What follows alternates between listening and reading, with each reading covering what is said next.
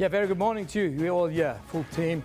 We're going to, bring you all the best from the world of sport and news for the next 3 hours.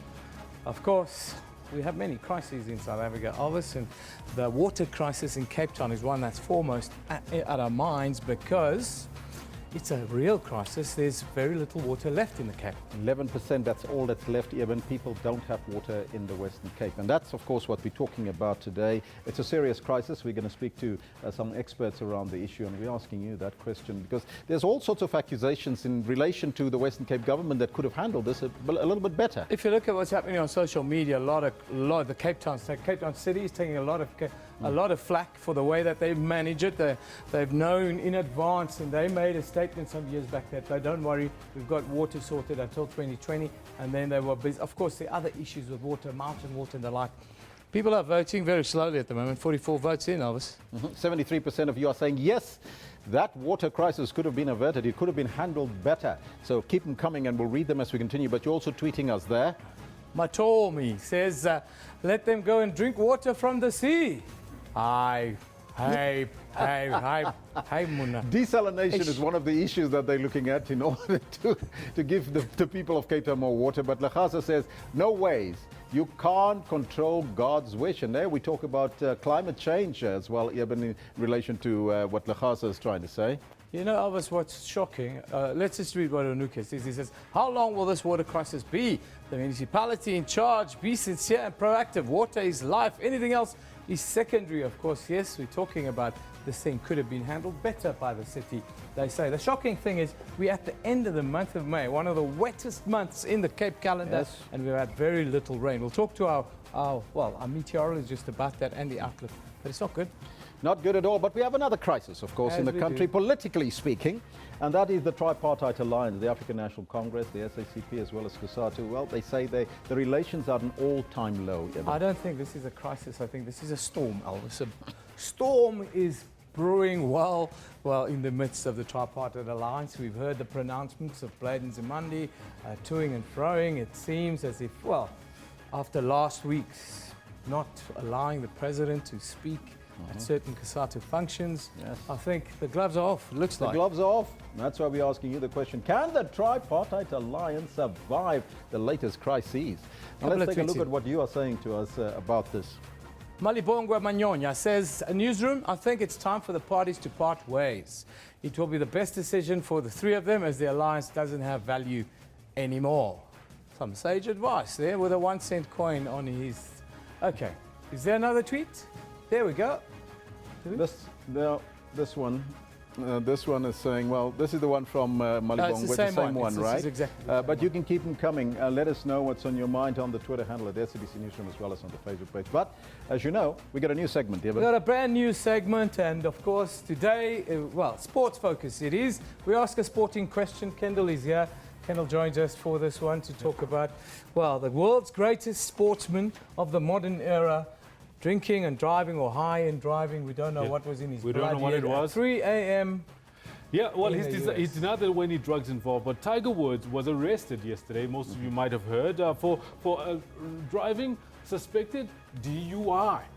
Now, guys, we use a picture of Tiger in his pomp on a Sunday afternoon, not one of the mugshot that was released by, they say, the chief of police. I've been told released the mugshot. Why you guys? I see that both of you are quite passionate about this mugshot. Very passionate about it. And you know what? I'll tell you this before you go, Elvis. You know when Dustin Johnson was found to be doing cocaine with his wife, I didn't see that mugshot. They didn't say it was cocaine. They say he had personal problems for 6 months. There we go. He was in rehab for half an hour. Michael Phelps was caught DUI. I didn't see his mugshot either. Yeah, and that is the point that I was trying to make, and that is we see all these people, high-profile people, Caucasian for that matter, no mugshot. But when it comes to Tiger Woods, the greatest sportsman in the modern era of sports, and there's a mugshot. How is that even possible? Yeah, it's quite a bad mugshot. Actually, I put it on my Facebook page because I felt Tiger is simply the greatest of all time, and for sheer public interest, it's the case. But if you look behind it, there's merits in the arguments. Maybe you guys should tweet us. Is there an element of, what do you call it? Black shaming. Black shaming. That's what Elvis calls it. That's why the chief of police put forward that mugshot. early in the morning, 3 in the morning. Nothing good happens at 3 in the morning. Nothing good. My grandma told me that. Everybody's grandma told me nothing happens that's good between 10 and 3 a.m. So, yeah, be careful. Anyhow, yes, they say the dark hours. We've got a lot of work to do today. As you know, we are going from crisis to crisis. Let's get into the top stories right now.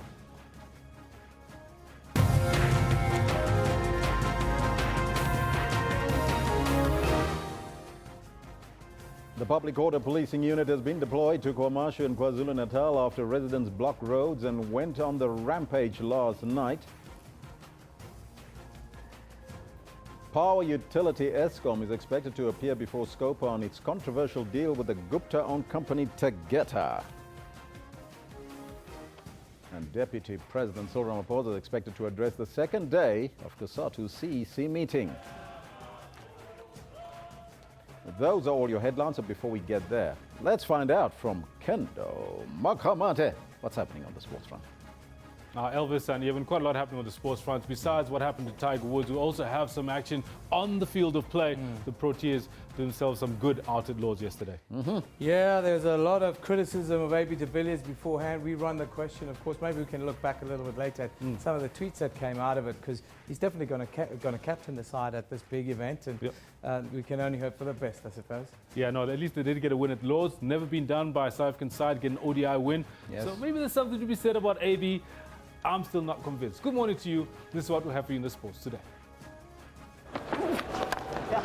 Beautiful cover drive to wrap things up for South Africa. JP Doomney through the covers. They've never managed to achieve a victory in a one-day international here at Lords. The Proteas earn some sort of redemption as they win the ODI series dead rubber against England at Lords. Exactly what they've done. 9-time champion Rafael Nadal is still in the hunt for La Decima at the French Open as he dispatches Benoit Paire in straight sets. For the 13th time, Rafael Nadal moves through to the second round here at the French Open. And 14-time major winner and former world #1 golfer Tiger Woods gets released after being arrested for suspected drunken driving in Palm Beach, Florida. Now back to the main desk for the news with Elvis. Stay with us. I have all of this at 10:40 for you. Thank you, Kendall. Top story this morning. The Public Order Policing Unit has been deployed to KwaMashu in KwaZulu-Natal after residents blocked roads and went on the rampage last night. The police spent the night rescuing foreign shop owners near the KwaMashu hostel and the surrounding areas north of Durban after their shops were looted. The violence was allegedly sparked by rumors of learners being kidnapped at schools in KwaMashu. However, police in KwaZulu-Natal have dismissed the allegations as unfounded. Meanwhile, our reporter Yandam Shlongo spoke to the police spokesperson a moment ago on the situation in and around KwaMashu. Police says the situation still remains tense in the area. Police have also cautioned communities against fake news, which is believed to be the cause of the violence. The situation is still tense in this area, although it is under control. Our police officers are monitoring, they are patrolling the affected areas. We have just received information that now at the area called Bestas, they already started to barricade the roads, burning tires and so on. But our police officers have proceeded to that area so that they can monitor the situation. But right here where we are now, the situation is back to normal. We have opened cases of public violence as well as the attempted murder case and murder case. After last night, there were some people who were shot during this protest while they were protesting at Ntuzuma area. But we are not sure as to how they were shot, but that matter is still under investigation. Colonel, you were speaking about, and you did say that you're concerned about opportunists. You're concerned about these false social media reports, which you as police believe is what led to this violence. We are very much concerned about these fake news that are spreading all over, spreading through the social media. We are warning the people or the public that they must stop spreading this false information. They must verify this information before they can spread it, because by spreading this false information, they might destroy the property of other people. They must destroy the life of other people as well. So the community members must verify this information before they can spread it. And Colonel, the additional police reinforcement, to also understand you are bringing in more police into the area because it's seeming there that this violence is now spreading across the KwaMashu, possibly moving on to the neighboring township of Inanda and Newsroom. We brought a number of police officers, including public order policing, as well as a neighboring station around this area so that they can assist and monitor this situation. We are also going to monitor other areas as well that are not yet affected, but the police will be there to monitor and do patrols in those areas as well. Power utility Escom will today appear before the Standing Committee on Public Accounts to explain its contract with the Gupta-owned company Tegeta to supply Escom with coal. Now, this follows the PricewaterhouseCoopers report on the deal. Scopa expressed concerns about the report and summoned Escom to explain the PwC report. The PricewaterhouseCoopers report tabled by Treasury officials revealed that the agreement was hastily signed and had irregularities. Deputy President Cyril Ramaphosa is today expected to address COSATU's 6th Central Committee meeting in Irene outside Pretoria. The meeting serves as the midterm review in implementing the Labour Federation's policy decision. Yesterday, the meeting was dominated by the ANC succession debate, with both COSATU and the SACP calling on President Jacob Zuma to step down and for Ramaphosa to take over the reins after the governing party's elective Congress in December. Day one of the 6th COSATU Central Committee. High on the agenda, reconfiguring the Tripartite alliance. COSATU admitted to strained relations with alliance leader ANC. President Stu Dlamini criticized the ANC for taking major decisions without consulting with alliance partners. Dlamini says communication in the alliance only happens when there is a crisis. He says the alliance must do away with the big brother versus small boy approach. At the moment where it seems that decisions can be taken by one partner and they affect all of us and we are not part of those decisions, that has got to come to an end. Where when we want meetings, there will be no responses until there's a crisis and people say, come, let's meet. We're saying that should come to a stop. Another key matter, COSATU's support for Cyril Ramaphosa in the ANC succession race. It was announced early in the committee meeting that Ramaphosa would address delegates on Tuesday morning. This, as COSATU last week announced it had banned President Zuma from addressing all of its events. COSATU maintains it was correct to pronounce Ramaphosa as its candidate. Not mincing its words, the SACP spoke out strongly against state capture. Also, we have been accused. Why the preoccupation with the Gupta family? This is another lie. Kukhona enye family la kwakuthiwa yakaKhebo, which wanted to capture a youth league. We were the only organization as the SACP which stood up and say no to Khebulism. As we say now, no to Guptarization of our economy and the state. Another key subject to be debated is that of radical economic transformation. The family of Tabisile Yende, an Escom employee that was found dead in office at Escom premises in Springs in Ekurhuleni, says it is going to picket at the Escom premises to demand answers. Family spokesperson Mboyeni Yende says they're going to hand Escom a letter requesting communication, as no one from Escom has spoken to them. The family reported her missing more than 10 days ago. Police say the cause of Yende's death is unclear at this stage and has appealed to anyone with information to come forward. Now, we'll get you updated on that story a little bit later. But remember that today is a day of scarcity of water in the city of Cape Town as well as in the Western Cape. And that's why we're asking you this question on our poll today. Could the water crisis in Cape Town be handled better, Eben? That's the question we posed. And There's been a lot of criticism on social media of the city of Cape Town and how they prepared in this sort of context looking forward for the last 10 years. They've made some announcements, of course, about don't worry, water until 2020. That's not the case. So there's a lot of ill feeling towards the city of Cape Town and the Western Cape government with how this matter has been handled. And that's 72% are saying, yes, it could have been handled better. Yeah, and only 28% are saying no, and probably those are the officials there in Cape Town. But let's take a look at what you are saying to us. Onuke says, how long will this water crisis be? The municipality in charge, be sincere and proactive. Water is life. Anything else is secondary. Yes, that's what people in Cape Town are saying.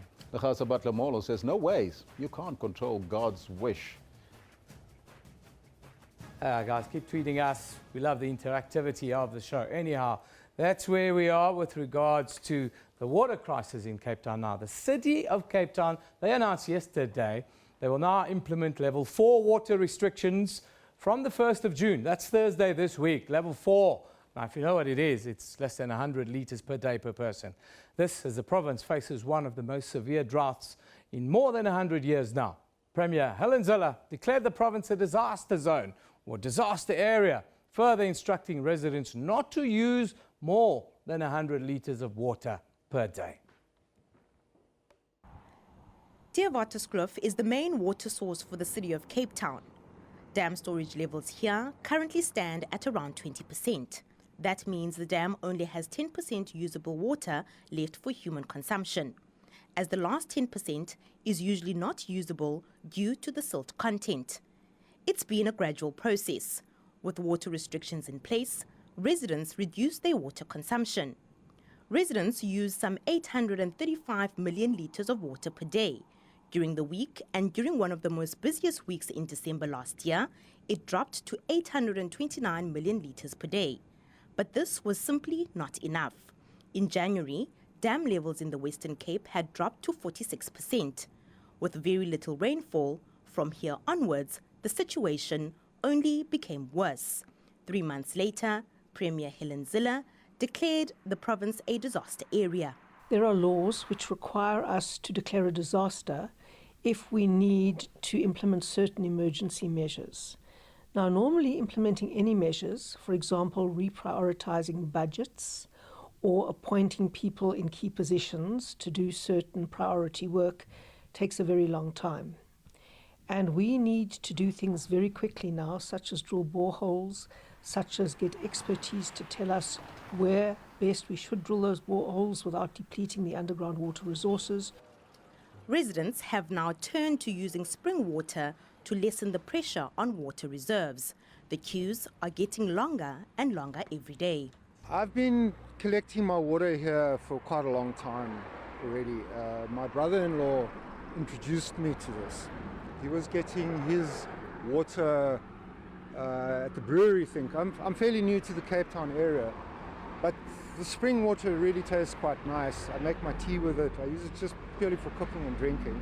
We try as far as possible to use the water that we fetch from the springs.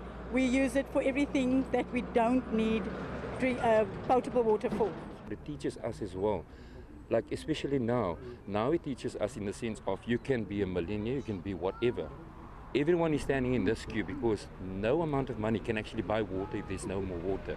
So this is basically another lesson for us stating we need to live together properly.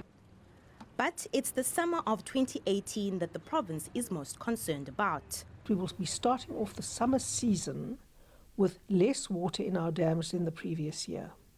So our biggest challenge is going to be the summer of 2018.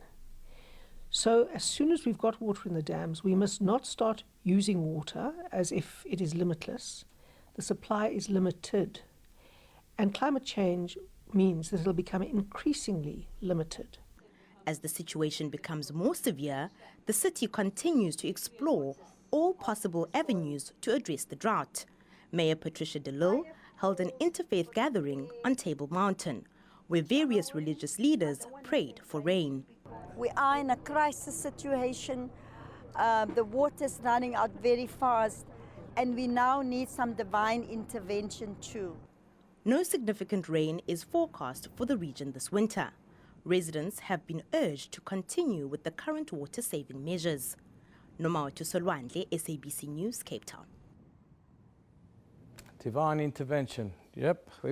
Johannesburg was there a short while ago, at the end of last rainy season, or in a similar situation. But it's dire down in Cape Town. We are now joined by James Brent Stein from the Department of Environmental Affairs and Development Planning. Let's just find out from James, what is the situation? Mr. Stein, how many days of water is left in the Western Cape? Morning, Evan. Thanks for having me. It's the city of Cape Town that chooses to put a number of days to the water that's left. Me, from the province side, it's a little more difficult because every area in the province differs. So we can't put a number of days because, you know, one area would have more days than the other. So it's a little more complex than simply saying how many days left for the province. A lot of criticism has been angled on social media towards the city of Cape Town, talking about announcements that were made in the past that the water situation will be okay at least until 2020. What do you make of the criticism that's levelled at the city of Cape Town that they could have handled this water crisis, specifically in the city, a little bit better?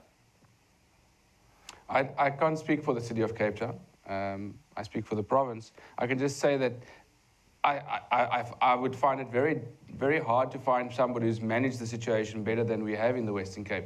For example, in January 2016, it's about 18 months ago, we already declared 5 local disaster areas in the Western Cape.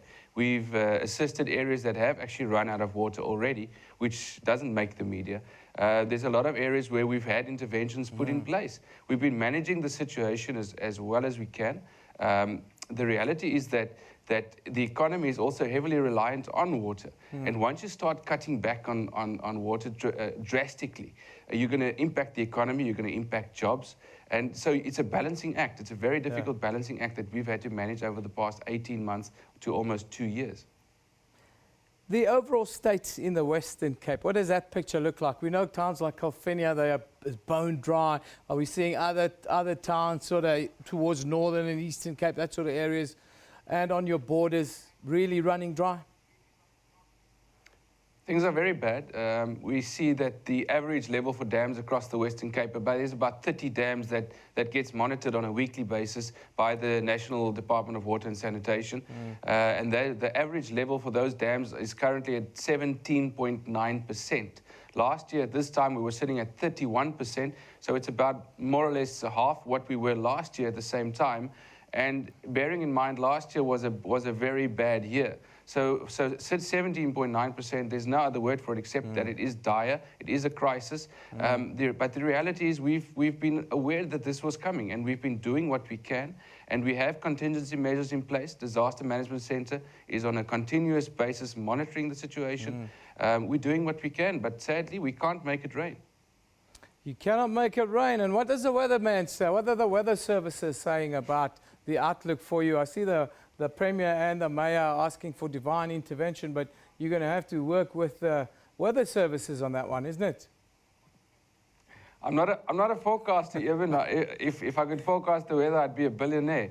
But as you mentioned in Gauteng, it was very, very, very, very tight at the end. The dams were very empty, and within days, there was some very, very good rain, which nobody forecast, I imagine. The dams were filled. So anything in theory is possible. May is normally quite a wet month in Cape Town. Is this an effect of climate change, and do you expect this to sort of extend in the years to come? Will it get worse in 2018 according to your plans? Well, we expect it's going to get worse in future. So we're going to have to look at augmenting the supply side of water. We have to look at, over the medium to longer term, rolling out big projects to add to the water supply. The rainfall is not keeping up with the demand anymore. Economic growth, population growth simply leads to a bigger demand for water. So looking forward, along with the climate change situation, we are expecting the challenge to remain, if not increase. So that's why we are rapidly rolling out our plans. We're hoping to implement them as soon as possible with help from all stakeholders, including national and local government stakeholders. One example that I could mention is one solution potentially that we're looking at in medium to long term is massive wastewater management. In theory, we're going to have to drink our sewage, and it sounds horrible and it sounds difficult, but people in Beaufort West have been doing it a long time. For example, here's a little bottle that I've actually been drinking this morning. It's lying in my car. It's treated water. In Beaufort West, they've been relying on this water for a number of years. If you remember, they've had a tremendous drought a while ago, and they built this wastewater treatment works there. And that's the kind of thing we're going to have to look at on a massive scale, especially in a place like Cape Town. Well, if it's good enough for Beaufort West, it should be good enough for Cape Town. What's your message as you go? What's your message into the city of Cape Town in particular? I know the Cape Townians, they can get a little bit grumpy and on your case. Thanks, Evan. Look, people have been doing a tremendous, they've been helping us a lot. If it hadn't been for the public and all stakeholders coming to the party, but in particular the public, the people you've seen queuing for water from the springs, doing their part, saving water as much as they can, we'd have been in a much worse situation. There's no doubt about it. So the message is simply this: please hang in there. Please continue doing what you're doing. Drive down your water usage even further. We know it can be done. It's possible. Flush the toilet once a day rather than five times a night, perhaps. We want to just make sure we have got water left in the dams, and when we hit the rainy season, we are going to get rain. When, we're not entirely sure. Some forecasts are saying early June, and some are saying even earlier. So we're going to get rain. The question is how much water will be left in the dams by the time the rain comes. The second message, quickly, Evan, thank you, is simply saying when the rains do come, please continue to use water sparingly. We must make sure the dam levels recover as much as possible, because we are worried about the summer months coming next year. James, thanks for being with us today. That's James Brent Stein from the Department of Environmental Affairs and Development Planning in the Western Cape, telling us that the picture is bleak and it going to continue for the next couple of years. So Cape Townians are going to have to step up and they're going to have to use less water. Now, we go back to one of our main stories today. Escom is currently appearing before Scopa to explain its contract with Gupta Link company Tegeta. Let's cross live to Parliament for that. So if we could just bear with them, I mean, it's their chance, and we want to hear from them, and then from there we can peruse what we came here for. Thanks, Chair. Comrade Chilwan.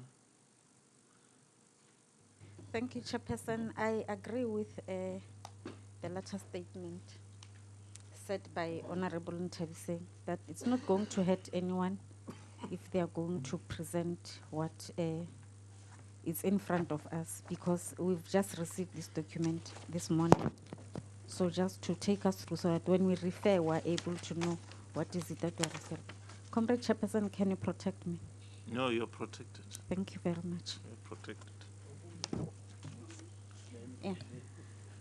Yeah, Chairperson, Okay. All right. that's I'm supporting. Thank you. I've heard your comrades. Can we let me check which slide do you think in this whole document is critical and central to? Slide 7, Chair.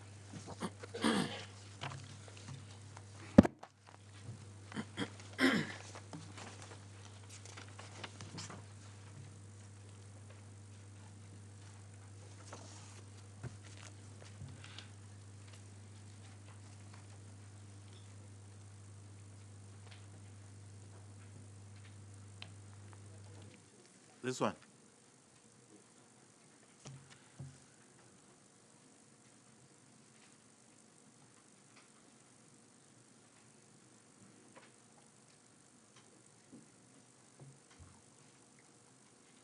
Can we take you through it, Chair, very quickly? Do you have a watch? No, I want to have a watch and make sure it's 180 seconds. There's a tar road there, Chairperson. Is to move to. All right, that's fine. Let's go through it. I'm counting the seconds. Thank you, Chair. 180 seconds. Yeah. Chair, a lot has been written about the PwC report, and in fact, people think that the PwC report was about Tegeta. It wasn't about Tegeta. It was about our control environment with respect to the contracting for coal. And so the PwC selected a few companies as a sample where they will look at the controls around those contracts and then make general recommendations about our control environment. The companies that were selected were Cheza Mine, Keaton Mine, Tegeta Mine, Universal Coal. So the 4 companies would give us an indication of what is happening in our control environment in general. And so just to put everything in perspective with respect to Tegeta, the engagement with Tegeta on the Brakfon colliery and the discussions with Tegeta about their contract on the Brakfontein colliery actually started in May 2013. The negotiations went on for about 2 years, and the contract was signed in March 2015. I must indicate here, Chair, that there has also a lot been written that I was personally involved in those negotiations and in that contract. I wasn't. It was signed in March 2015. I arrived at Escom in April 2015. In July 2015, the management of Escom decided that we are not happy with the control environment in the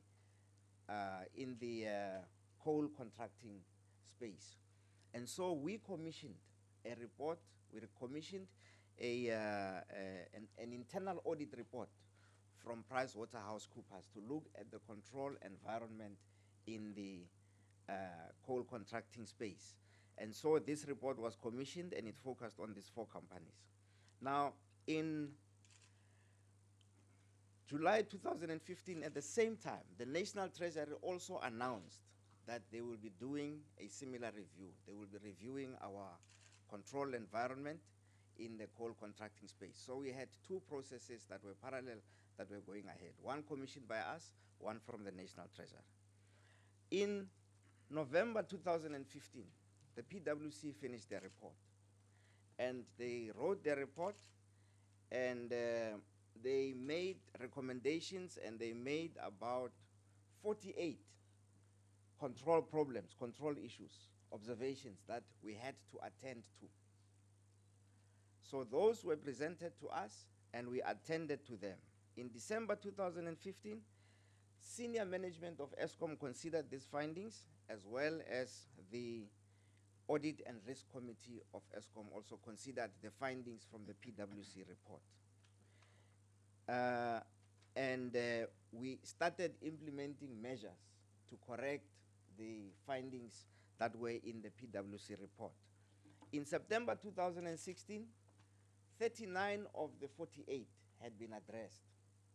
And so we called PwC again to come and check and do a follow-up report to check if we had addressed all of the findings that, or if we had adequately addressed the ones that we had addressed.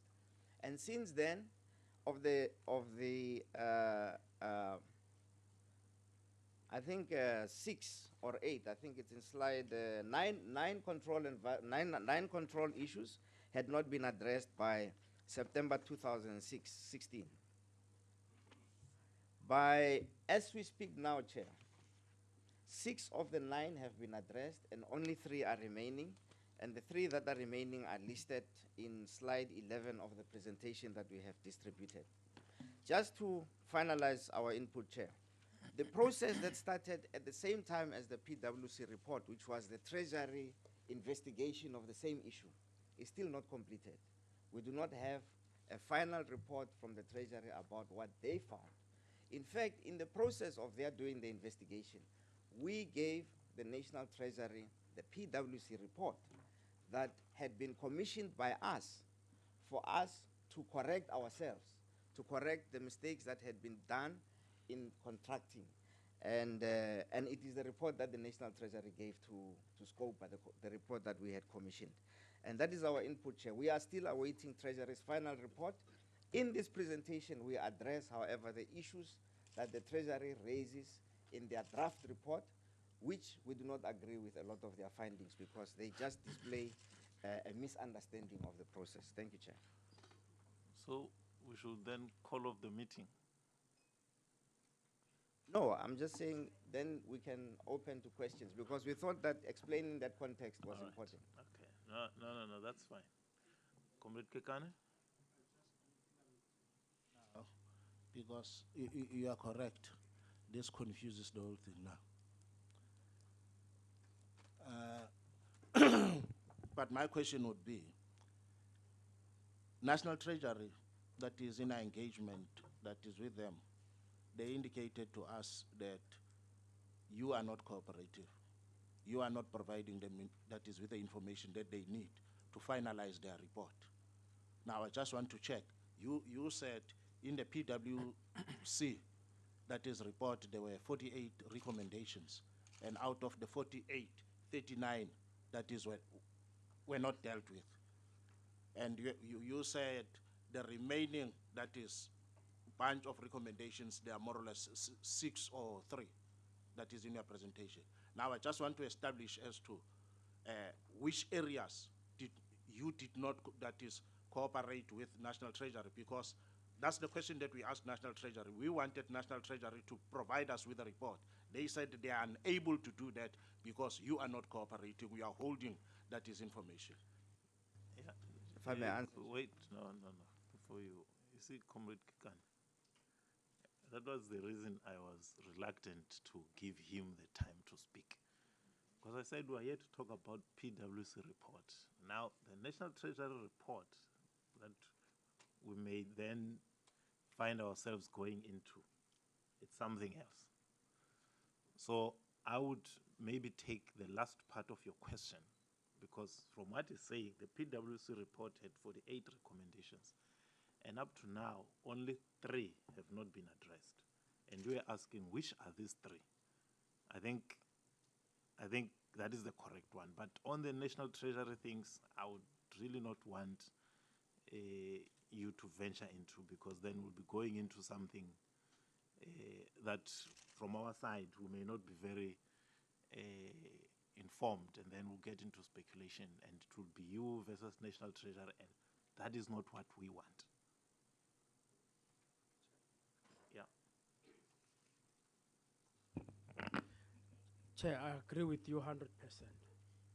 But you see, there is an element of concern, because if that PwC report, the preliminary one, and what the National Treasury provided us then, even last week, has been commissioned by Escom, Kekana's point of view is correct. Let's be given clarity. Where was the areas of difference between them and National Treasury?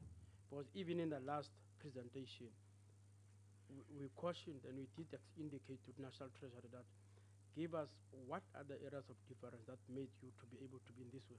Now we are being told today that that report that National Treasury presented to us originates from the concerns that were being expressed by Escom itself. It does present a little bit of a problem, because you are correct, we should not go in a to and fro between ourselves and National Treasury. But we would have also expected in the file that you gave us that National Treasury would have been telling us what is it that they are talking about. But we read the file, going through to the last. It's the same information of PwC. They never brought us into new areas of thinking. I don't want you to do it up and down. I'm just saying that there's a matter of principle in related to this particular matter. No, correct. National Treasury briefed us on the PwC report. They didn't give us their own, or we did not discuss their preliminary report. That's why I'm saying I'm a bit hesitant for us to move in that direction, lest we shift focus from the PwC report. Shengwa? You see, my sense of intuition never fails me. It was precisely for this reason that I asked that Honorable Kekane be allowed to continue with the question and answer session, not to receive a briefing. Because I do not think we are here to be thrown into the fray between Escom and National Treasury. So, Chair, No, point of order, Chairperson. No. Allow him to finish. No, but he also must manage his wordings, Chairperson. We are raising a matter of principle. We're not involving intuition. We're not doctors. We're saying to him, there's a matter of principle that this is what has happened, unless somebody pushes us into a total different direction. We're taking what they're saying, but if he's going to be working on intuition and suspicion, he's then casting suspicion on other members. Can you stop there, Chairperson, and argue his point as a point? No, that's fine. Actually, he's agreeing with you. If you take away, yeah, no. Take away intuition. The point is raising is that we actually should not have had that part because then it takes us away from what we're here for. No, Chair.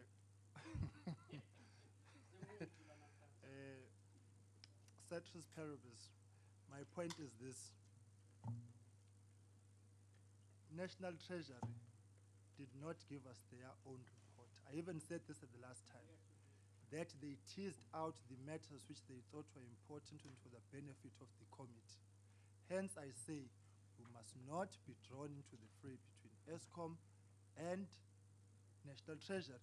It was precisely for that reason, Chairperson, and I still maintain my intuition does not fail me, that I believe, Chair, let's conduct the meeting as a hearing. Let's not be confused. Okay, all right, that's fine. Ross? Chairperson, just to make the remark that when Mr. Malefe indicated he wanted to make a 3-minute presentation, I thought it was about the coal pricing. And then we were drawn into the reports and the sequence of reports, which I thought was unnecessary. And I believe that is due process that would be followed in terms of the questions from Mr. Kekana. So my proposal is that Mr. Kekana structure it and we engage thoroughly with regards to the steps taken and whether there was non-compliance with prescripts of Escom itself and also with the supply chain management regulations. Great. Can you maybe respond to the last part of his question, the 3, because out of the 48 in the first year you addressed 39, then you addressed 6, you are left with 3. Which are these 3? Can we talk to these remaining 3 and then we'll continue with these questions? Chair, we'll talk to the 3. They are in fact on slide 11 of the presentation, and I'm going to ask the CFO to talk to them.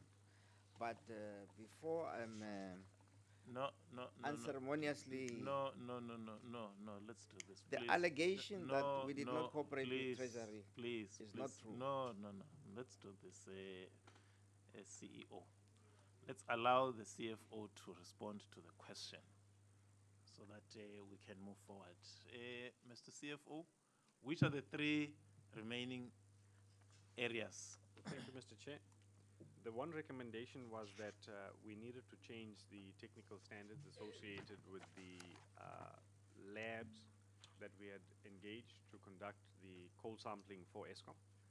Unfortunately, we are not able to implement that recommendation until the current lab contracts expire, which expires on the 31st of March 2017.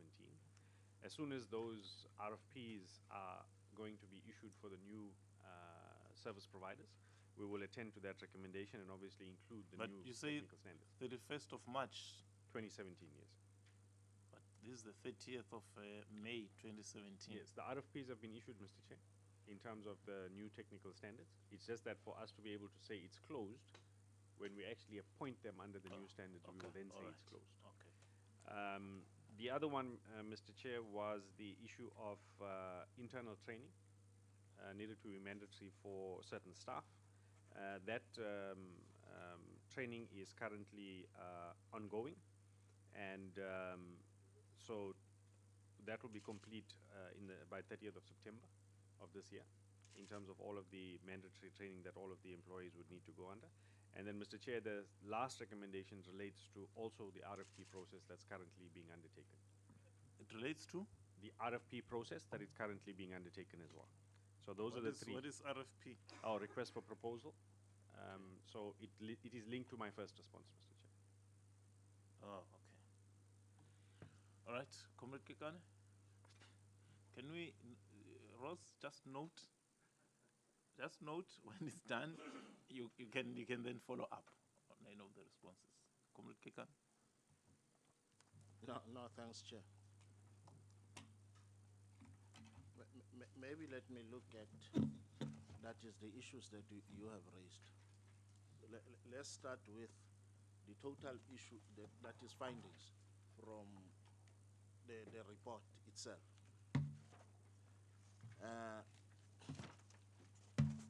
There is an allegation from the same report, from the PwC report, that you as Escom did not follow, that is your supply chain management. That is particularly on the Tegeta that is coal mine, or in the big, what do you call that, brick fountain that is called mine. Is that correct?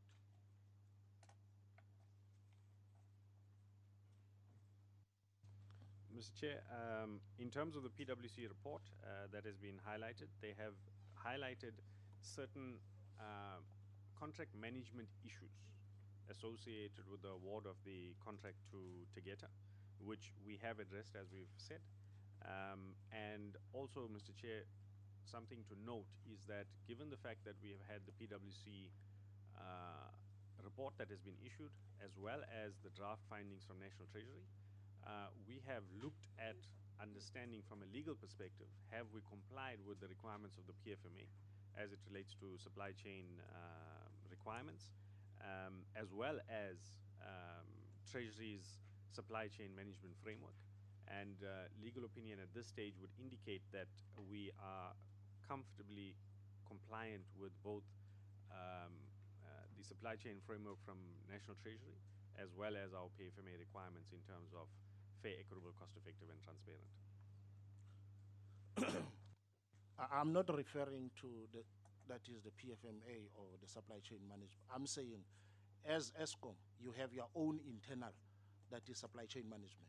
I'm referring to your own internal supply chain management. Did you comply with it? Mr. Chair, again, I think in terms of the 1030, the internal document that the member is referring to is the 1034 document. Yes, Mr. Chair, first and foremost, we do need to comply with the 1034 document. And the non-compliances that have been identified by both National Treasury as well as the PwC report would emanate from the 1034 document as well. Now, saying you complied with it, on the same report, 1034, was there a formal declaration of interest that is from your members? Because if you talk about compliance, obviously it must be compliance on everything. It shouldn't be compliance on selected issues. Okay. Because in the same report, it clearly indicates that that was not complied with. All right, Comrade Rand, welcome.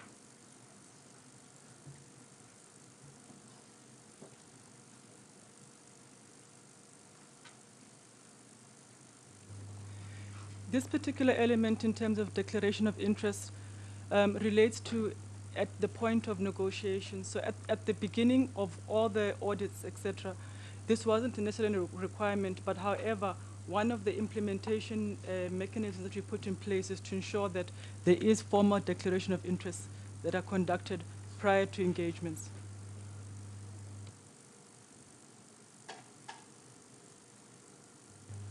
Okay, Chair, I'm not happy with the answer, but I would accept what Escom is saying. Now, the other issue is, if we are saying there was, that is a declaration of interest, and National Treasury is saying there was not, and obviously you have an evaluation team. That is my line of question, because it is very clear in that report that your evaluation team did not, that is to that. But on the other issue is, the same report indicates that there was no evidence that is provided on the ethics and cardinal, that is rule of, that is safety. Particularly on the issue of the conflict of interest. Chair, we agree with the observations that were made, and as Ms. Ndeta is saying, those issues relate to the point where the contract was being negotiated between 2013 and 2015, March 2015, when the contract was signed. And she has said that at the time it was not a requirement. So what the PwC report did is that it pointed out these things that you are not talking about, and we have since fixed them.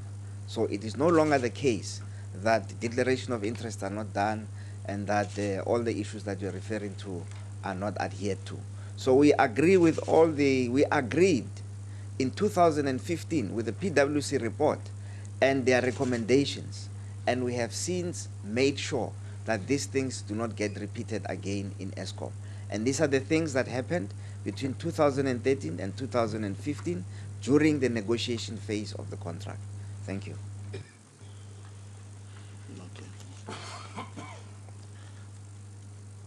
Now, are you saying, because in terms of the report, you commissioned the first report, and there was an outcome that is from Escom. I think the first one was in 2015. Yes. And the second one was in 2016. Yes. And you are saying those are the areas that is the, in the initial report, those were the areas that were highlighted by Escom. And you managed to PwC, that is report. And you addressed those issues. All of them, except the three that you have just mentioned. So, as I said earlier, Chair, there were 48 issues. And we addressed all of them. And by the time we asked PwC to come back and check if all these matters have been addressed, there were 9 remaining. And since then, 6 have been addressed, and there are only 3 that are remaining.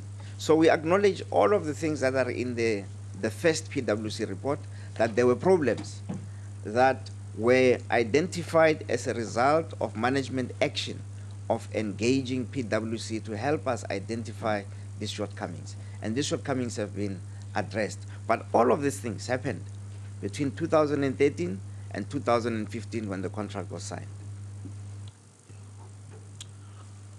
On the issue of Tegeta, in the report it indicates that Tegeta was not referred to the supply development and localization for pre-qualification and supply registration. Is that correct?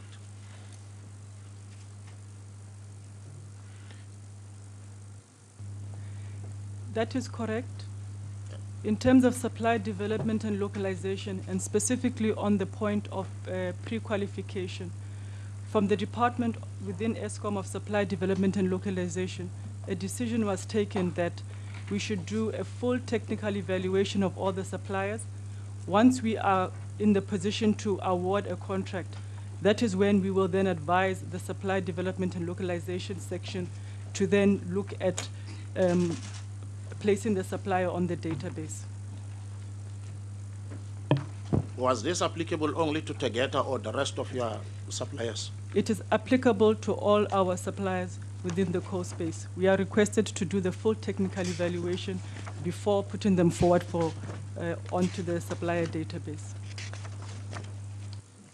Was that communicated to other suppliers? That's my question, actually.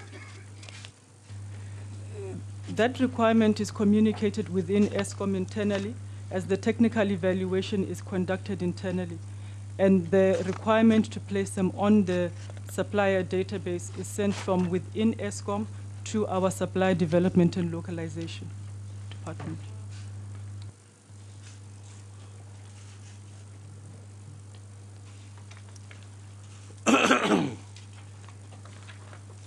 Okay, Chair. In actual fact, Chair, I still want to get clarity on the issue of the cooperation.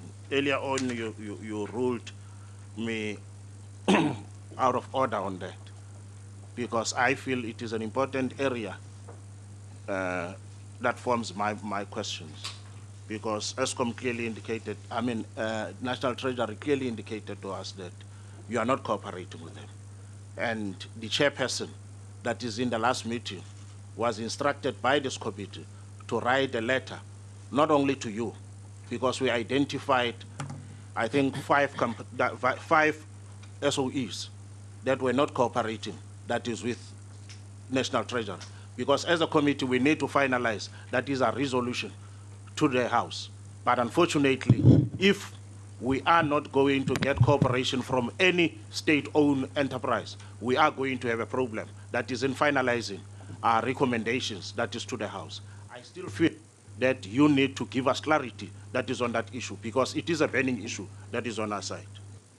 If I may, Chair, since the beginning of Well, the... I ruled it out, but I wanted to check with Comrade Kekan. If that question is your parting shot, I would bend backwards over and allow it to be responded to. Was that your parting shot? Do you still have other follow-up questions? I still have. I would say maybe deal with your follow-up questions and then remind me when you are done. But Chair, for the record, we would like to say that we insist on answering that question because it is a Well, if it is a allowed. very serious allegation. No, if it is allowed, then Order, you'll- Chairperson. then you will answer it. But if it's not allowed, Order, Chair. Order, Chair. Mm-mm. Order, Chairperson, please. Chairperson, please help us get this process smooth. We cannot have a situation where a state-owned entity jumps into answering when it's not required to. They only answer when you guide them to answer. Please protect us. no, that's fine. Yes, Comrade. No. CEO, please, man, make our work easier. Respect our chairperson. It's not your authority here. You're accounting. This is the man that conducts this meeting. He gives you the right to speak, and he gives you the right not to answer. Please, All right. make Okay. our work easier. No, that's fine. That's why. Note. Chair, with all due respect, this meeting and this hearing, and in terms of the law, it's the board that accounts here. So in actual fact, we should be receiving responses from the chairperson of the board, Dr. Ngubane. Any other member of the delegation is at, quote unquote, at the mercy of the chair of the board to answer questions. So I request that we actually respect that parliamentary protocol. All right. No, that's fine. That's why I was saying, Comrade Kekan, if you could deal with your other questions, the question that you would want responded to, I'll allow you. But I'm saying if it is the last, because if it can come up and then other things crop up, then we lose track of the issues that we're supposed to talk to. Yeah. No, thanks, Chair. I respect your ruling. The other issue is, during the technical evaluation process, it was found that consistent and multiple pen tests were performed. 3 in particular. The last 2 tests were dated after the contract was signed. What was the reason?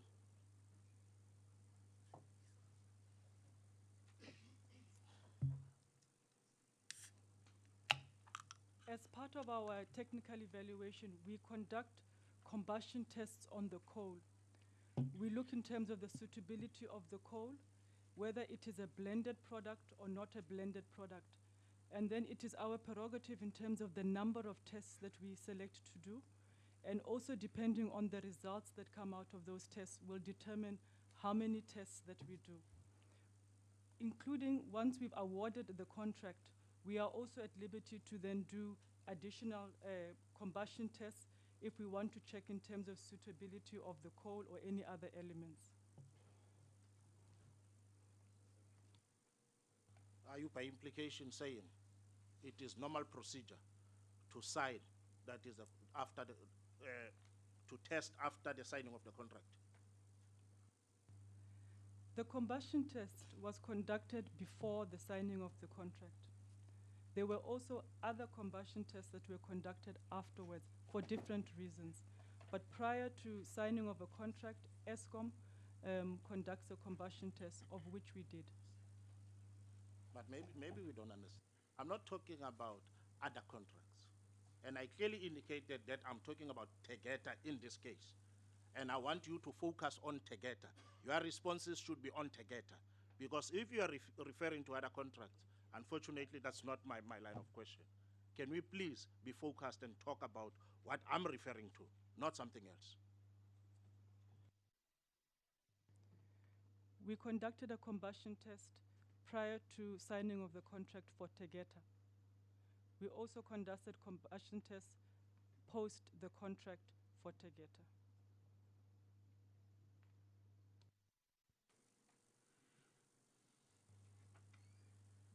The other issue that I need clarity on is there appears to be a discrepancy in the date that is of the environmental and legal report. The first page of the report shows the effective date as April 2014, while the second and the third pages show the effective date as March. Can you clarify that issue?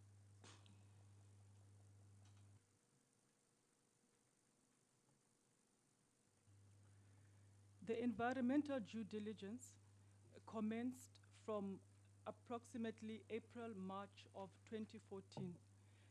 What happens is that they conduct various tests in terms of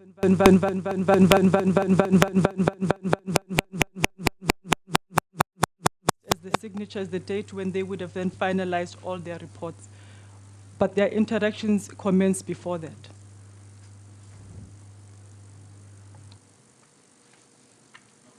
Back to the same question. Is that normal procedure? It is excuse me. It is normal procedure in terms of the environmental due diligence that it takes a significant amount of time, and then at the end, the date that they put is when they've signed and finished their due diligence. So yes.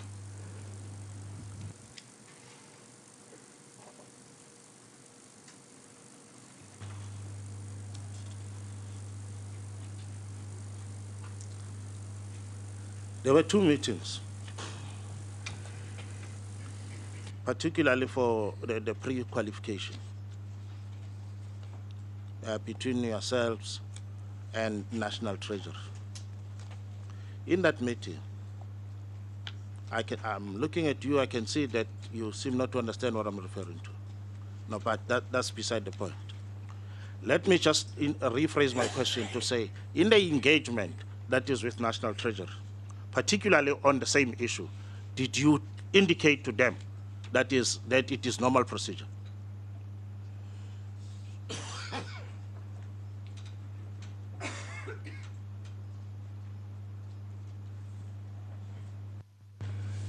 Can I request clarity as to whether you're talking about the draft National Treasury report or you're talking about the PwC report? I'm talking about the I'm talking about the PwC report, because my understanding is there was a discussion that is between yourself and that is National Treasury, also on the findings, because Mr. Molefe indicated that you had a parallel process where PwC that conducted its own report and National Treasury conducted its own report. Obviously, before you could hand over, because that's what he said, he handed over the report that is to National Treasury. Am I correct? Is that what you indicate? Yes. I'm saying there was an engagement that is on the issues raised in the first report, the 48 issues, between yourself and National Treasury. Was there no engagement that is on those issues? Chair, if we can be given the exact area of the PwC report that talks about that. But there has been numerous engagements with the National Treasury. In fact, as a matter of record, the National Treasury made 11 written requests to us, and we responded in 20 letters and annexures that I have here that I can hand over if the committee wants them. But there were a lot of engagements. I just wanted clarity on exactly the engagements that you're referring to and which part of the PwC report they're in. No, I'll come back on that.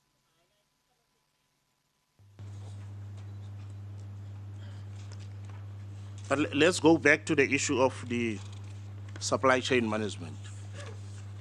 Initially, in your response, you said you complied that is with the PFMA. And my understanding is you do have an in-house that is supply chain management procedure. is your in-house supply chain management procedure in line with the PFMA? Because you are expected, that is to comply with the PFMA. And in drafting your own, that is internal procedure, your internal procedure must talk to, that is the act, being the supply chain, that is the PFMA, sorry. I can confirm that the supply chain management procedure complies with the Constitution, the PFMA, the Triple PFA, and various other pieces of legislation that govern public procurement.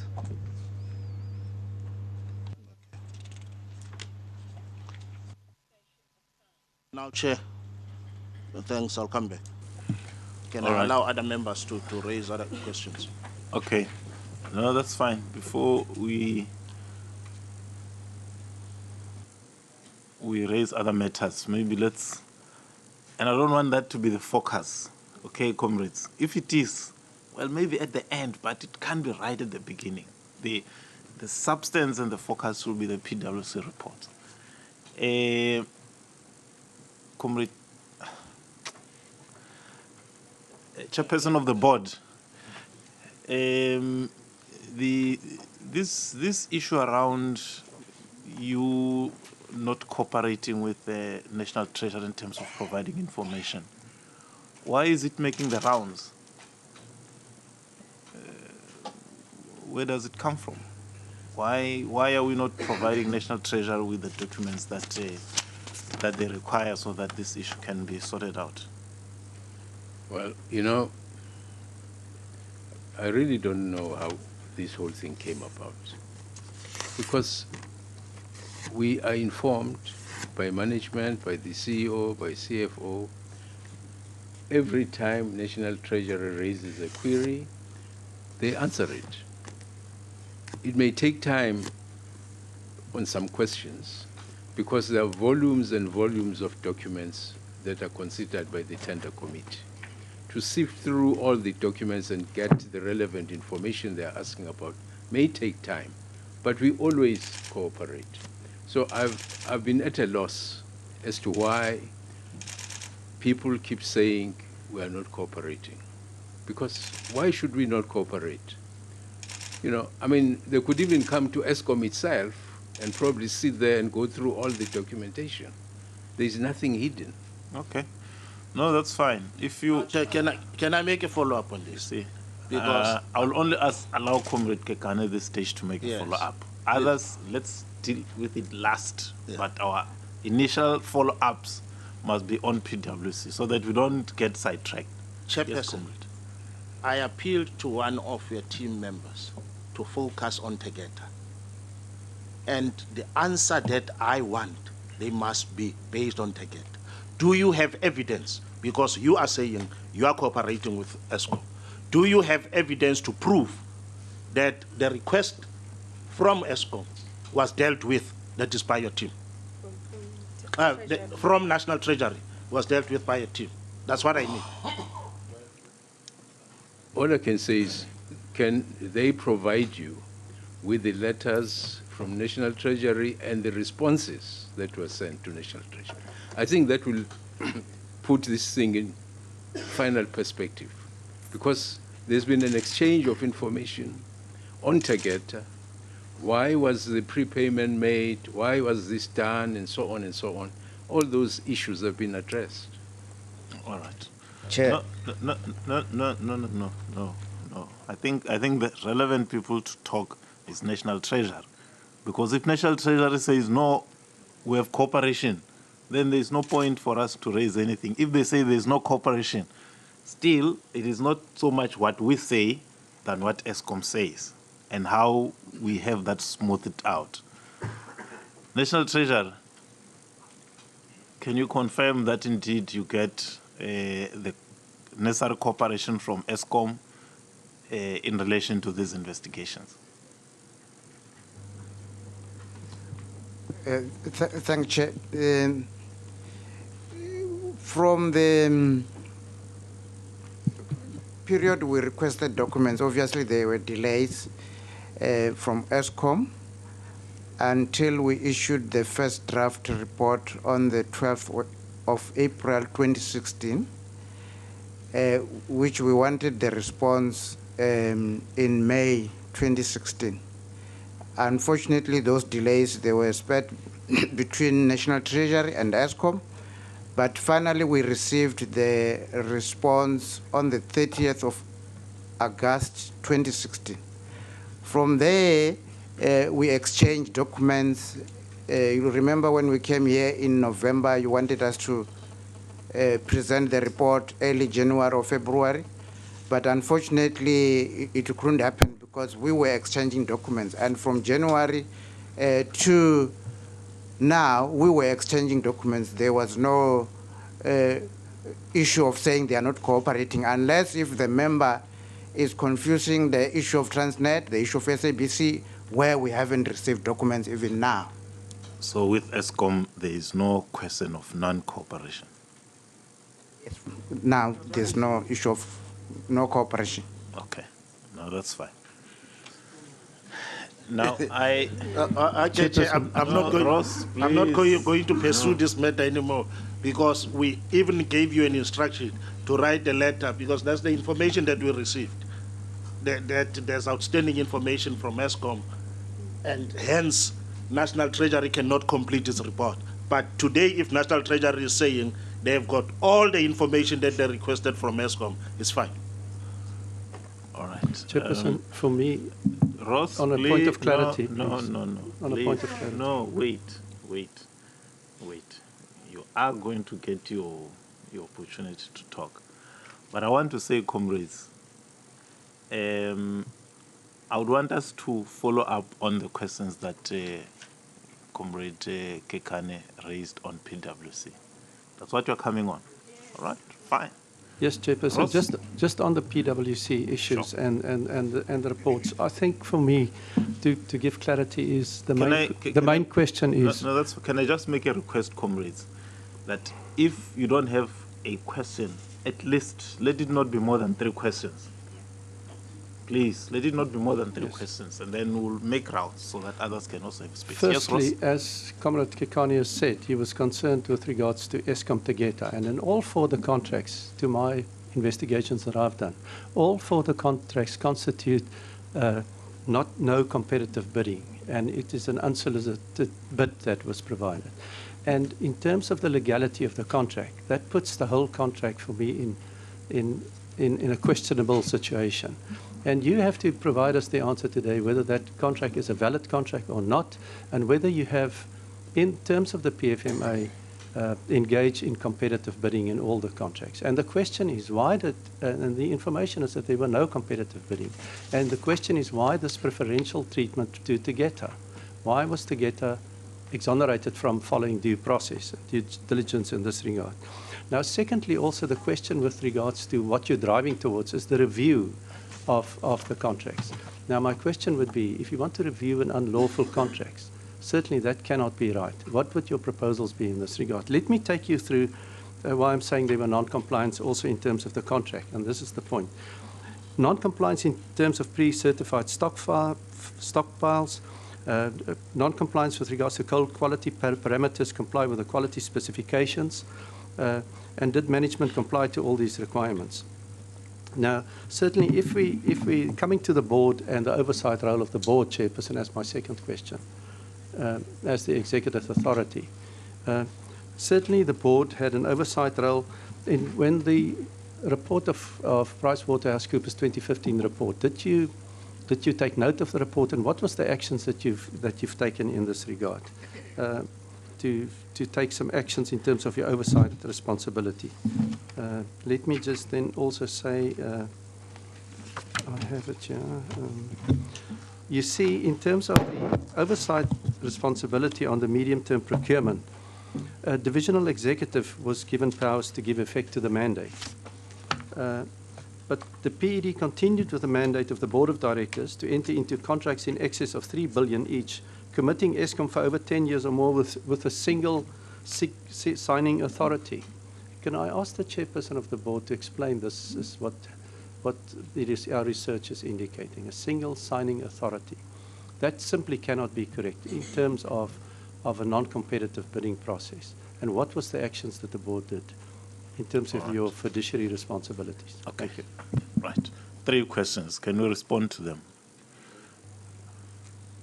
In 2008, the Escom board enacted a mandate for sole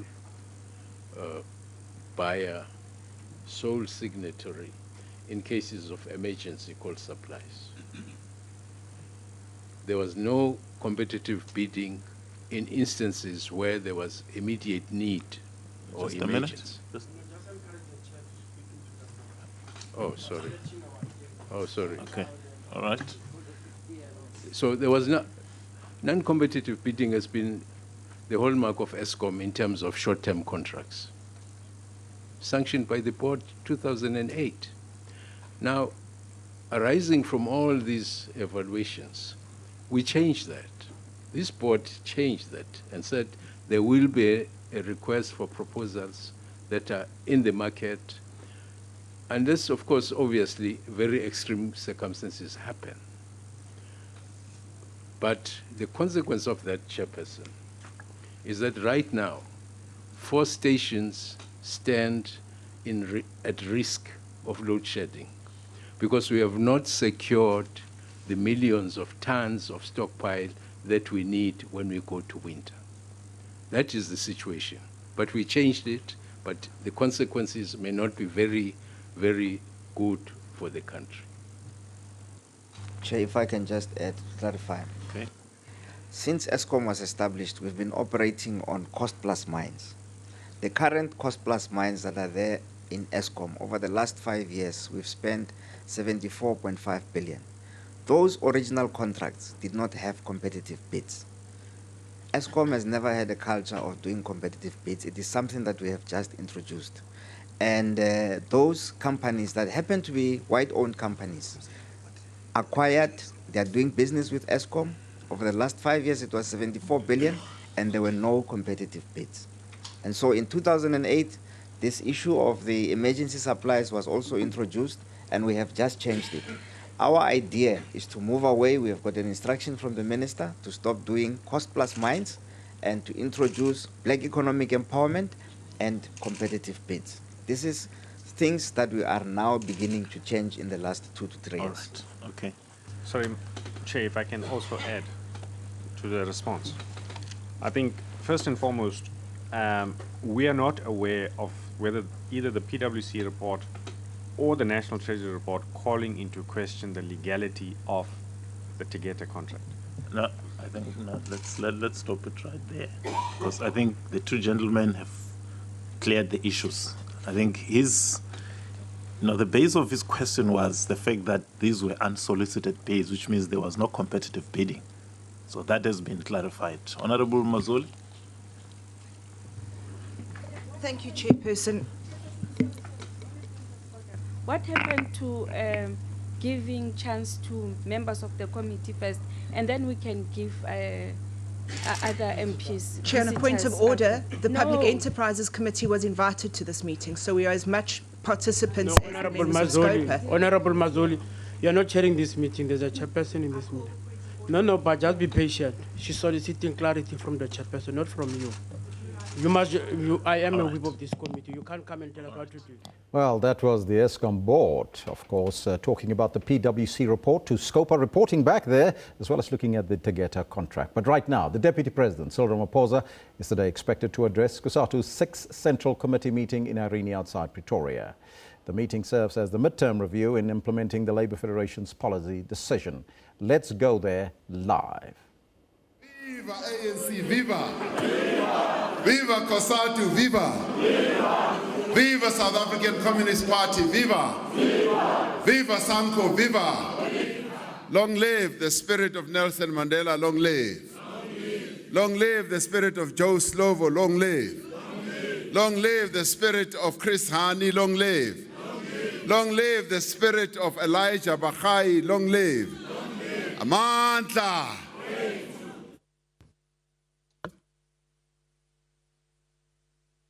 Comrade Stu Dlamini, President of COSATU, Comrade Begin Chalinjali, General Secretary, other officials of COSATU,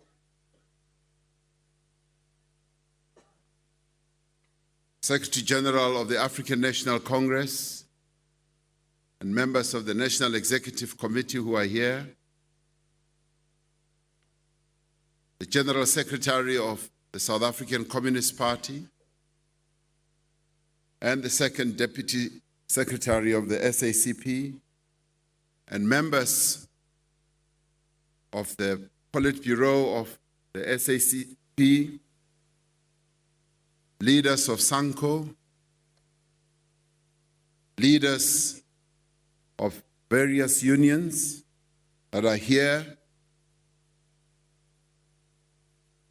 members of the Central Committee.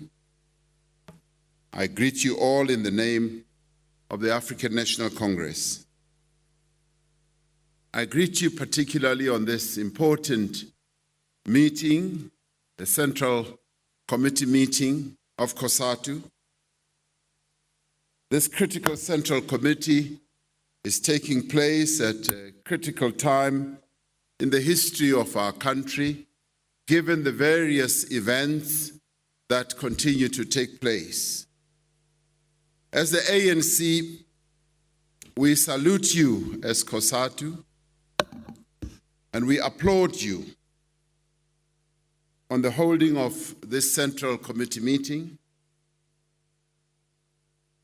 We salute you, comrades, because the mere holding of this Central Committee meeting is a clear demonstration that COSATU is well and alive.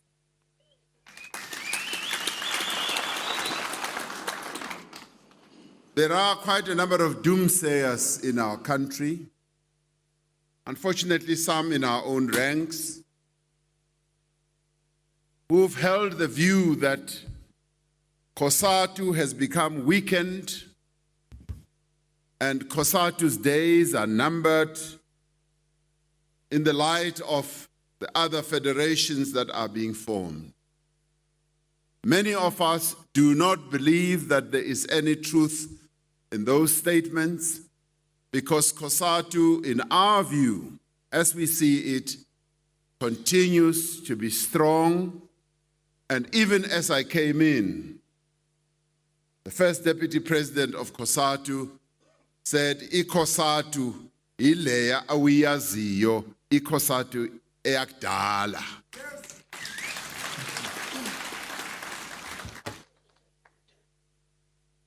The holding and the importance of your Central Committee meeting is also heightened by the presence of two key leaders in our movement, the Secretary General, with his beard that continues to grow grayer and grayer, largely because of the challenges and the problems that he faces in the African National Congress. Asivisa imvelo ubuhlungu ugwede wabantu.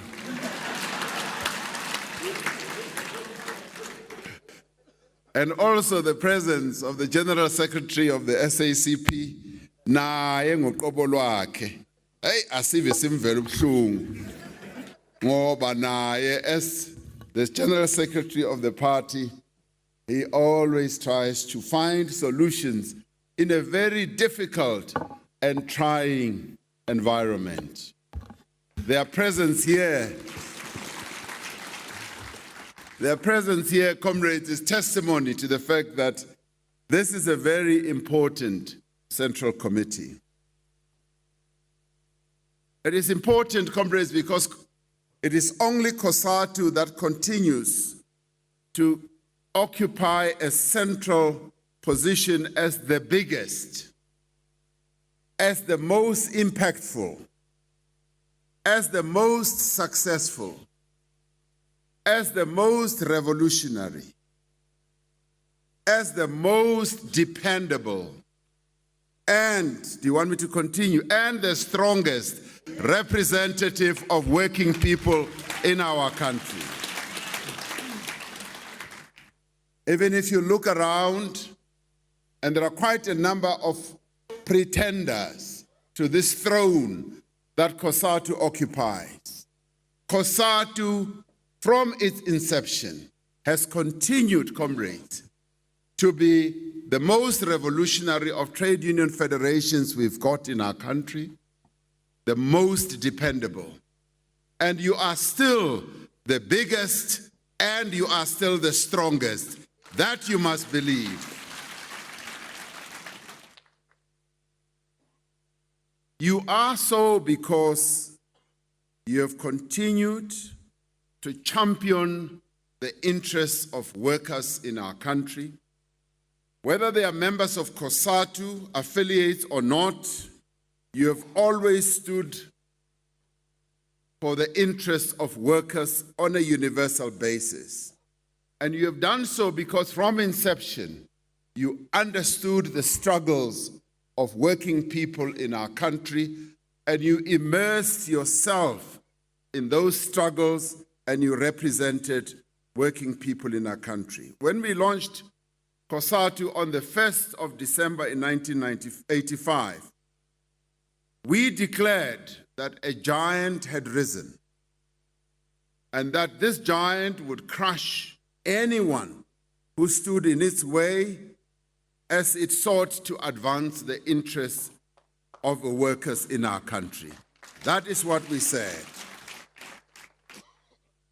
COSATU indeed, comrades, much as it was a wish that we articulated on the 1st of December 1985, did become that giant. It did become a gigantic organization, and we are pleased to say that you are still a gigantic trade union federation, and we want you to continue playing that role.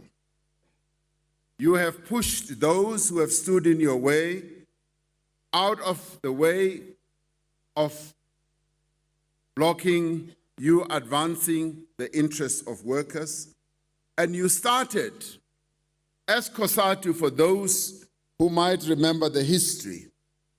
You started doing so right from inception, right from the very first day.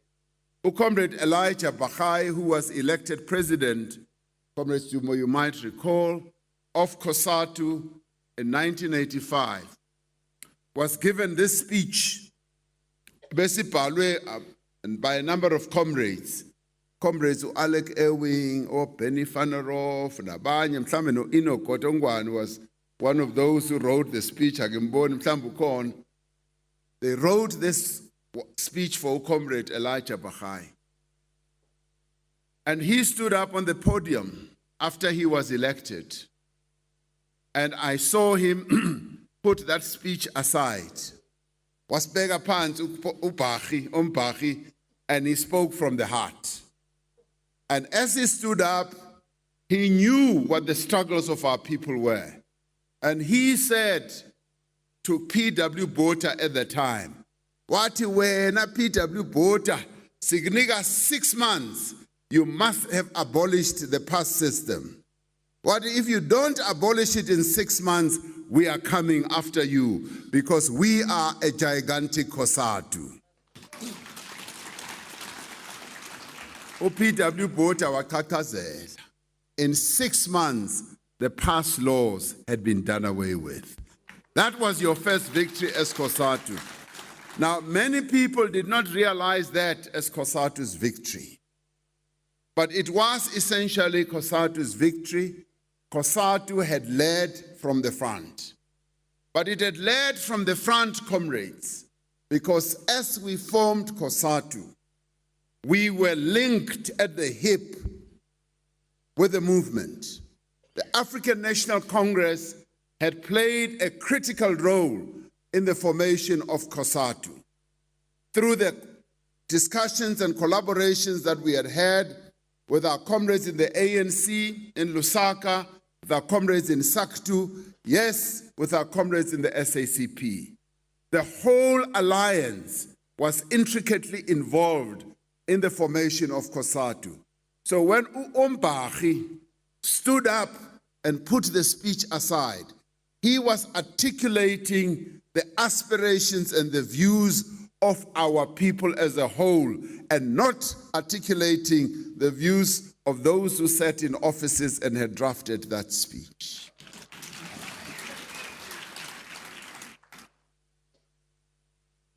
Thereafter, COSATU continued to record victory after victory in attaining the very best for working people in our country. And we salute you, comrades, for the tremendous struggles that you have fought and for the great victories that you have achieved on behalf of your members and the working people in our country. You occupy a very unique position as a trade union federation in that much as what you should occupy yourself with should be the interests of your own members, the members of your affiliates. You have, however, sought to represent the interests of all the working people in our country in general. And that is what defines you as a trade union federation, and that is what separates you from many others, because you have the interests of all working people, not only working people, all our people at heart, and we applaud you for that. We also salute you, comrades, because you are the most progressive and the most potent weapon that workers of our country have. We salute you because COSATU, as I said, is the natural and dependable home of the workers of this country. And you are so because you have given the workers of our country a voice. When you were formed in 1985, the workers of our country had many disparate voices, and this voice was consolidated in the COSATU voice that championed the interests of all workers in our country. It is through COSATU that those workers have been able to exercise their power and exercise their power they have. It is through COSATU that they were able to fight for their rights, and you have recorded all these achievements because you are a united federation and your unions are strong, and where they have been weakened, steps have been taken to strengthen those unions. And many people have tended to write you off and said that your unions, a number of your unions are weak. We have seen evidence of the strengthening and the continued strengthening of COSATU unions. The giant is on the move. It is moving. The other important element that has bound you together is solidarity. In our days, when I was in the NUM, we used to continue chanting the concept of solidarity through the slogan, "An injury to one is an injury to all." We no longer hear that slogan, comrades. Tinabanye who observe from where we are, we no longer hear that slogan. That is an important slogan that underpins solidarity amongst union members, but more importantly, it is this that you have learned in the trenches that you need to spread around in the alliance, the concept of solidarity.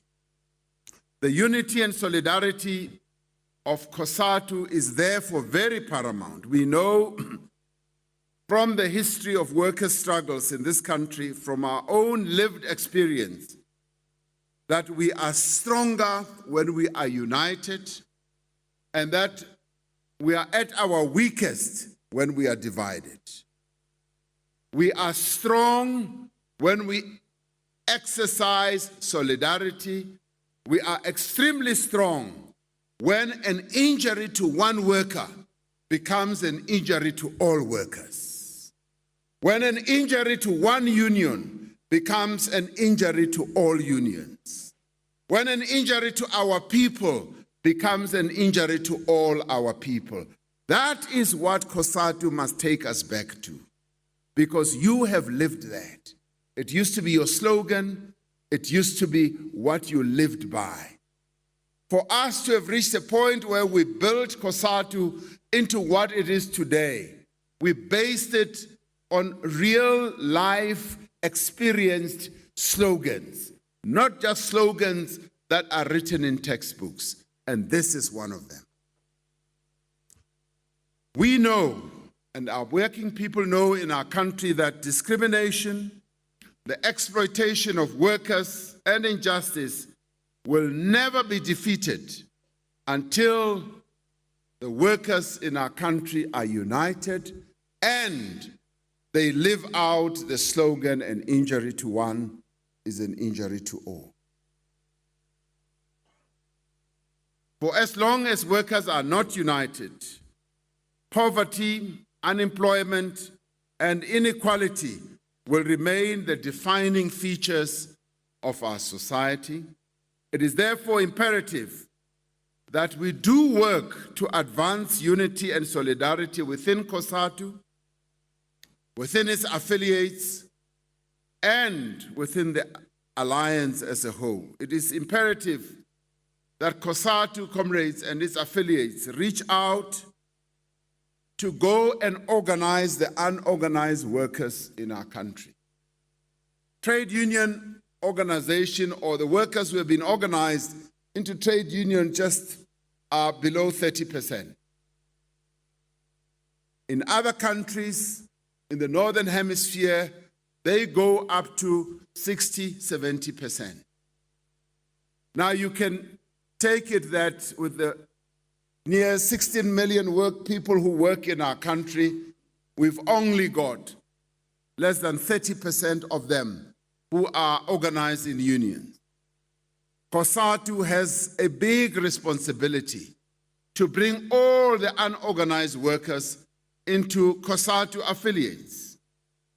That is the task that you have. And COSATU's historic task, therefore, is to ensure that those workers are organized. Yes, there is a view that COSATU has become less and less of an industrial type of federation. It's become more and more of a federation that represents workers who are employed in government structures. That need not be the case, comrades.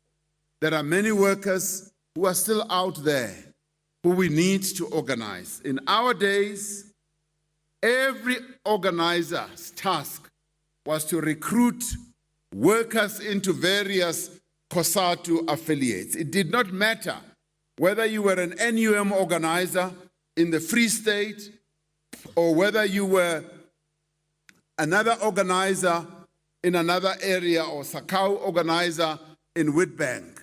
When you met workers who were unorganized, you always sought to have them organized in the union that represented their industry. Now, comrades, this is an important issue because, yes, there is more competition now, and competition never hurts. It is when there is competition that we as COSATU must fold our sleeves and make sure that we reach out to as many workers as we possibly can. I look forward to the day when a COSATU group of organizers will call us, even as the ANC, to go and organize workers together with you. Call on us. Call on the SACP. Let us join you in the trenches. I will be the first volunteer because I used to be a union organizer. I will join you in that, and I will recruit Comrade Blade. I will recruit Kwede Mantashe. Gwede Mantashe also used to be an organizer. No, Comrade Blade also used to be an organizer of some sorts, organizing for the party. Call on us to go out with you on a major campaign to recruit workers into COSATU unions, and we will do it. General Secretary, we make that offer. We make that offer as COSATU, as the ANC, the SACP, and SANCO. We make that offer that call on us. Let us go and hold some huge manifestation with union forms, with whatever else you use, and go and recruit members. We need to heighten the tempo of workers joining trade unions, and COSATU must lead that charge. We want to join in.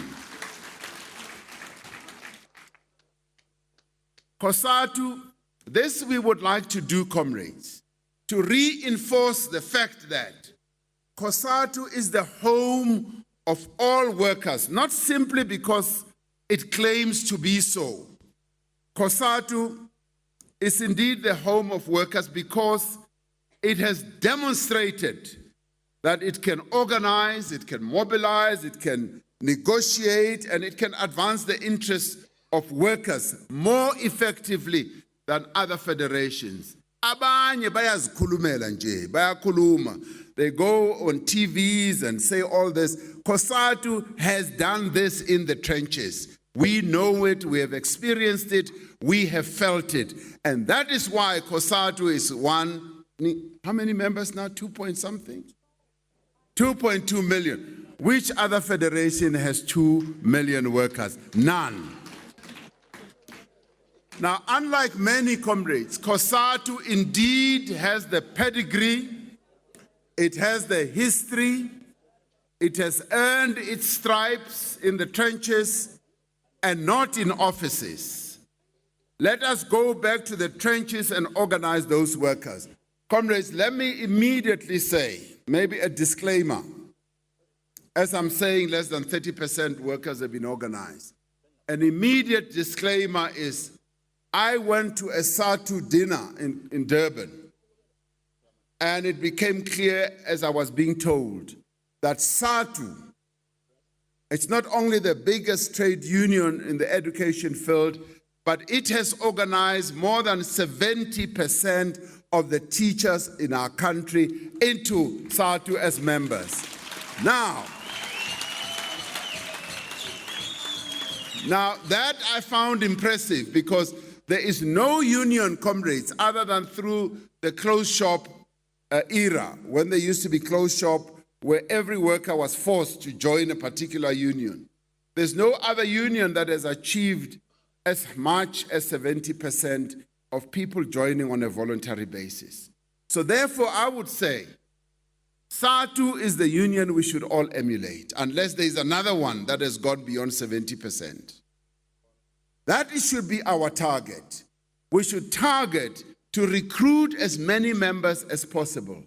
Workers have no business being in many other formations other than being in COSATU, because COSATU has a proven record of what it has done and what it has achieved. And COSATU, therefore, is the true parliament of working people in our country.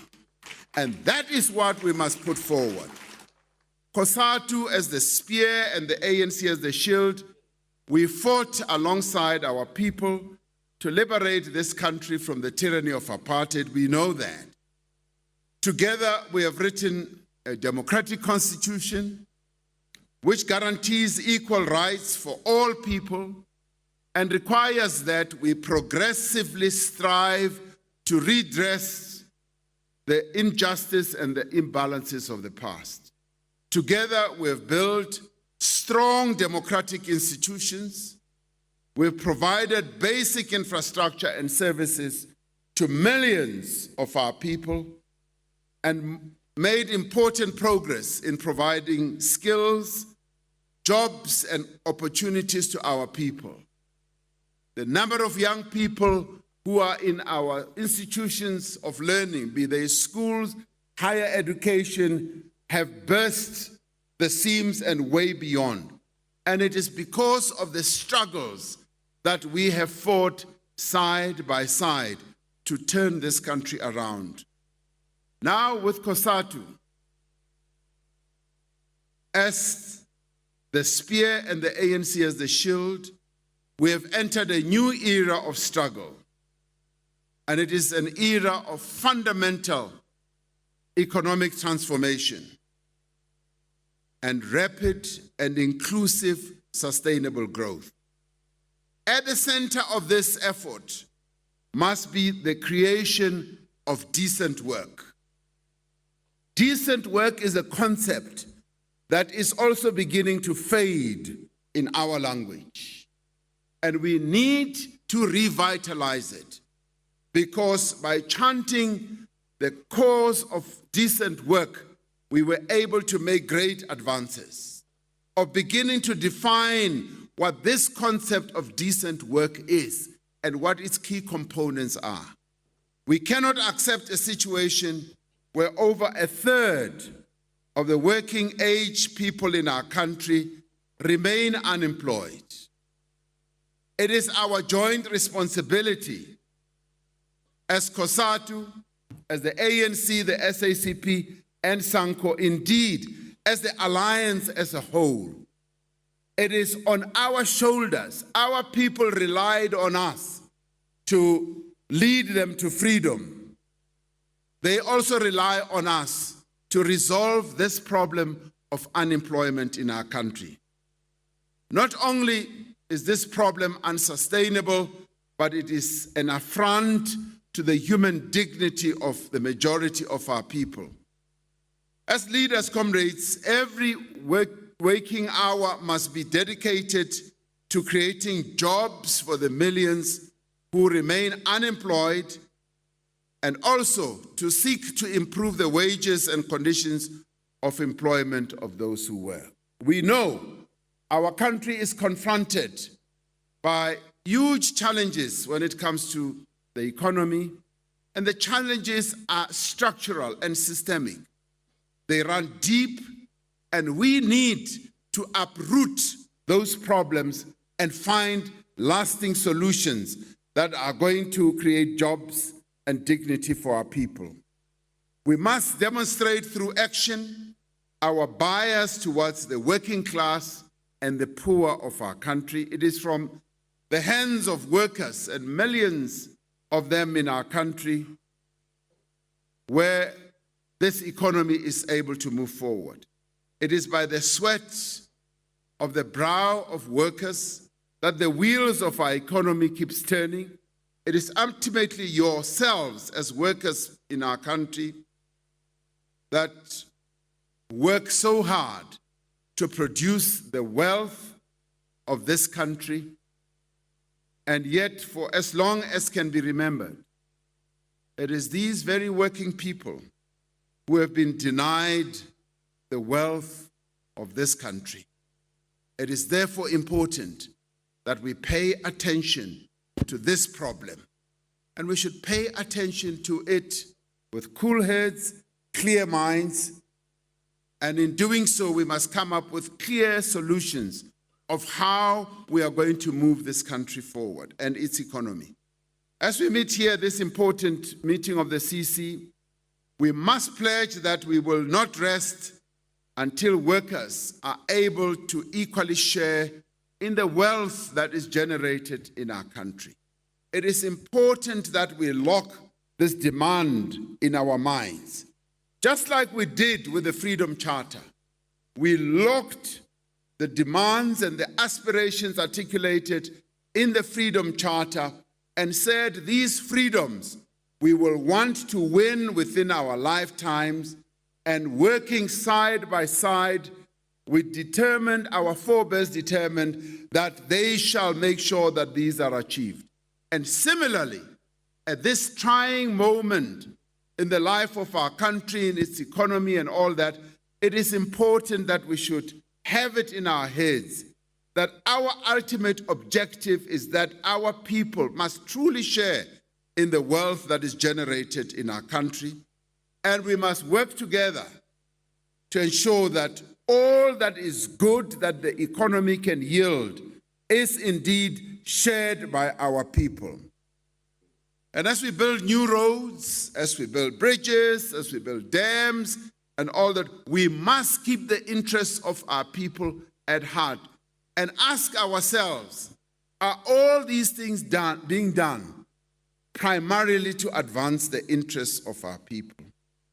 And we must steadily work to ensure that our economic trajectory is the type that will be organic, that will have sufficient legs to be able to benefit our people as a whole from the grassroots level.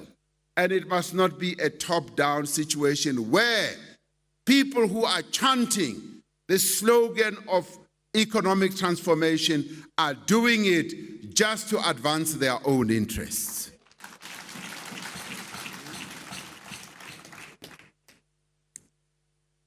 And as part of our efforts, comrades, to transform the economy, we need to be providing opportunities for young people to come into the economy, to come and swell your numbers as members of COSATU. And this is another area where we need to go out, to go and reach out to young people to come and join trade unions. I have a sense that many young people are just lost at sea. They are looking for homes. They are looking for places where they can actively participate. And the trade union is the best training ground for anybody who wants to be active. I cut my teeth in public life issues in the trade union. The NUM, I'm a product of the NUM. The NUM fashioned me to be what I am. And it was through the NUM and the experience I learned there that today I am the type of person that I am. We must therefore focus on young workers, young people, whether they are unemployed or unemployed, make them conscious of the fact that being organized in a trade union is one of the most important things that they can do.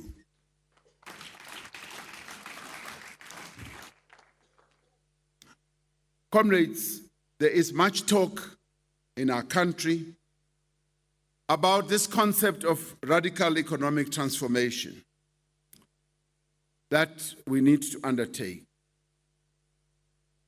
And radical economic transformation should really be defined more accurately as radical socio-economic transformation, because we should not leave the social part of it. As we radically transform our economy in ways that are going to advance the interests of our people as a whole, we need to be focusing on its impact on society, on our people, on how it is going to reduce inequality and how it is going to eradicate poverty and how it is going to swell the ranks of the employed in our country. This concept can't simply be a reckless rhetoric and put out as an empty promise that is intended to mask and to hide and to sweep under the carpet the plunder of our resources. Because that, sometimes when you listen to it, you get a sense that there is a hidden agenda that other people have when they chant this whole concept of radical economic transformation. Radical socio-economic transformation must be a process through which we are going to, on an overall basis, address the challenges that our people are facing, yes, in relation to the ownership of the economy, the management of the economy, the control of the economy, but in doing so, address the structural problems that our economy has. And it should not be a process through which we are just going to focus on certain individuals, certain families to line their pockets through using this concept of radical economic transformation. And we will not tempt our people into thinking that complex, intractable problems can easily be resolved through words that sound revolutionary. Because these days, people throw around words that sound revolutionary.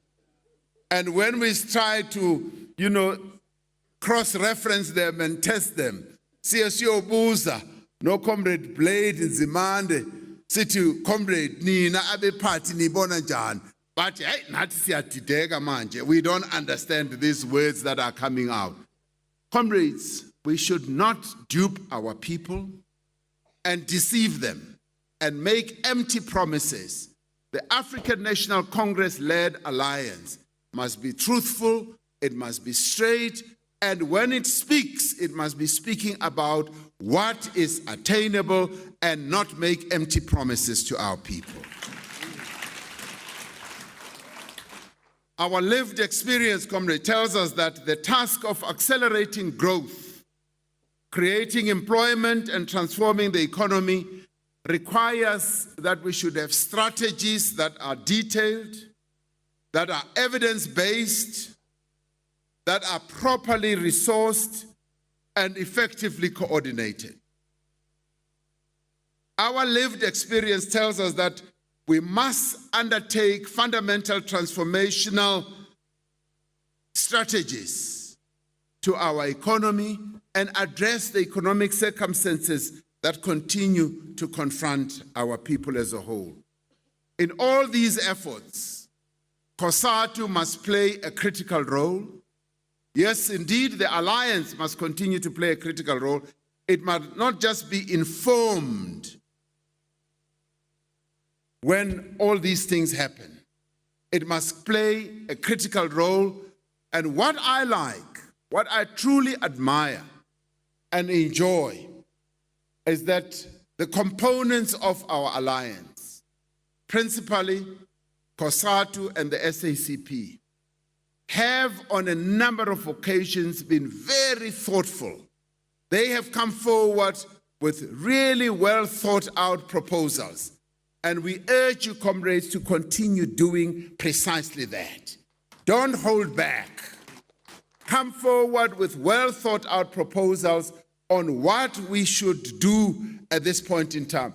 We are going to be holding a political council meeting in a few days. And at that political council meeting, clearly we are going to try and clear the dust on many of these things that interfere with what we need to be doing as an alliance. But even at that political council meeting, we do need to have thoroughgoing discussions on the economy, on radical socio-economic transformation, so that as an alliance, we come out with a much clearer view, with a more unified view, so as to be able to lead our people on this concept. That is the challenge that awaits us, possibly in the next few days as we move to that meeting. We need to ensure that all components of the alliance continue playing their role. COSATU, in playing its role, should not be treated just like an appendage.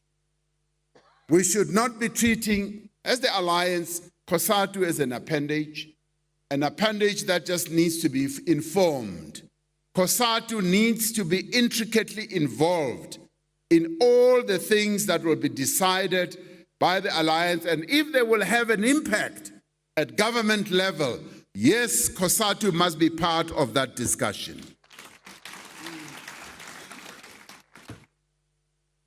And we must also continue to ensure that all the policies we adopt and the programs we implement effectively do advance the interests of those we represent. But more than that, COSATU and workers in general must be involved not only in conceptualizing the policies, but also in monitoring and making sure that whatever we come up with is implemented. We are undertaking a lot of things in a difficult economic climate. Due in large measure to reduced global demand, our economy has experienced an extended period of slow growth. Public finances are significantly constrained. That is what we need to be aware of, limiting our ability to expand our investment in infrastructure and social support and measures to stimulate economic growth. This is the era that we are living under right now. While we maintain necessary fiscal discipline, which we must, and ensure that the public debt does not rise beyond what we can sustain, we nevertheless continue to direct expenditure towards meeting the needs of the poor in our country. Our efforts to grow the economy have been dealt a big blow by the recent decisions by the rating agencies to downgrade us. And we know what sparked that off. It is therefore critical that we must marshal all resources and direct all our efforts to ensure that our sovereign credit rating does not suffer any further downgrade. And it is critical that we work together, as we have been doing so in the past 18 months, to address the immediate obstacles that stand in the way of growing our economy. And comrades, the current economic difficulties make collaboration between the social partners even more important. We must therefore welcome the decision of NEDLEC EXCO to establish a task team to address the issue of the downgrades and to come up with practical solutions on how we address this. It demonstrates the determination of all social partners, despite whatever misgivings they may have, to continue to work together to advance the national interest. This places particular responsibility, comrades, on the Alliance and specifically the ANC to ensure that as it gives leadership to our processes in governance, it does so with credibility, and it does so ensuring that our people are not going to doubt our action. We must build on the progress we have made as government, as well as business and labor, to craft solutions that we have faced in the recent past. The recent agreement that we were able to reach on the national minimum wage demonstrates what is possible if we work together. Despite what a number of detractors may argue, the agreement on a national minimum wage was a victory for workers in our country. It is also, comrades, a great victory for COSATU, which has been in the forefront of this struggle and which was central in achieving this agreement. It is a landmark agreement, unprecedented in the history of this country. Once again, COSATU was able to lead the country on an unprecedented move to have a national minimum wage. And let me take a moment, comrades, in case you did not know. Let me take a moment to commend your representatives, those comrades that you chose to represent you at the negotiations for the national minimum wage. And I say so advisedly because I was not a fly on the wall, I was deeply involved. It was a joy and a pleasure to see how your representatives were able to lead those negotiations. If truth be told, it was COSATU that led the negotiations for the national minimum wage. Your comrades were brilliant. They knew their stuff. They were always much more prepared than all the negotiators. They knew the effects, and they knew that they were negotiating on behalf of more than 6 million people who are earning below the level that we arrived at on the minimum wage. They knew that they carried this heavy burden on their shoulders to come up with a minimum wage that will be meaningful for the lives of 6 million workers. So your leaders were sharp, they were clear, and they did not compromise. Each time we met, they knew their stuff. Comrade Pegin Chalinchal would keep everyone enthralled with the detailed knowledge that he had not only of the issue of minimum wage, but also on the laws, on the Labor Relations Act. If there's anybody who knows the LRA, now Pegin Chalinchal. He was very good. Your president played the back line and continuing to ensure that COSATU worked well with all the other federations. The other federations worked well together with COSATU, and the bosses, and may I say also those in government, we were literally eating from the hands of COSATU. That is how COSATU was leading this. So that was just ishwa kancane nje about what happened in those negotiations. So comrades, COSATU, as the parliament of working people in our country, led this process well. And comrades, I'd like to say you should not be afraid to claim this victory. I know you wanted 4,500. We did not get 4,500. We got almost 4,000 rand. Almost 4,000 rand. Nobody ever gets everything that they want in negotiations, but you must claim this victory. This victory belongs to you. It does not belong to other people. I know that a number of comrades may well have had doubts, and I know that you are being rubbished by those who said minimum wage must be 12,500.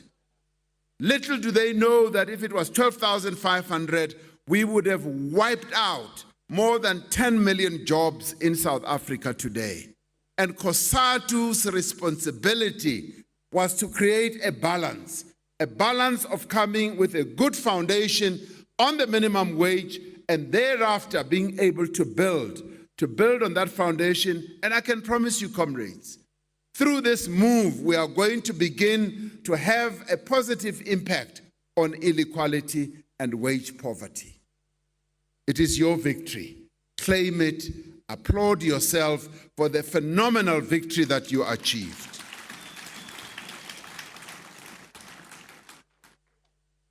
It is also, comrades, and what we should know is that this is also the foundation of making sure that we do indeed move towards a living wage. We've always said that the minimum wage is not a living wage, but we have crafted a foundation to move towards a living wage. It is also, this agreement is also the beginning of a real struggle of making sure that this agreement is implemented by the employers, and we on the government side will do everything we can to make sure that all the social partners live up to what has been agreed and we implement it properly, even at the inspectors level, and we set up an inspectorate that is going to ensure that the minimum wage is properly implemented. We will use this advance to continue the struggle to reduce wage inequality and ensure that every worker enjoys a decent standard of living. The next issue for negotiation, of course, is the issue of the comprehensive social security, a matter which is very close to COSATU's heart. And now that we've done the minimum wage, we are ready to commence negotiations and serious negotiations on the comprehensive social security matter. The progress we achieved on the minimum wage happened, comrades, because the alliance worked well together.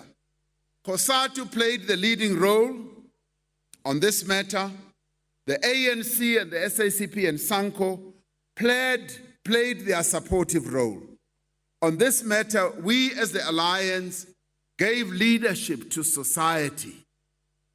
Today, 6.6 million people stand to benefit from the inauguration of the minimum wage. That is a phenomenal number of workers who have been earning real poverty and slave wages. And this has happened because COSATU insisted over and over and over again until the African National Congress firmly put it on the agenda. It is your victory.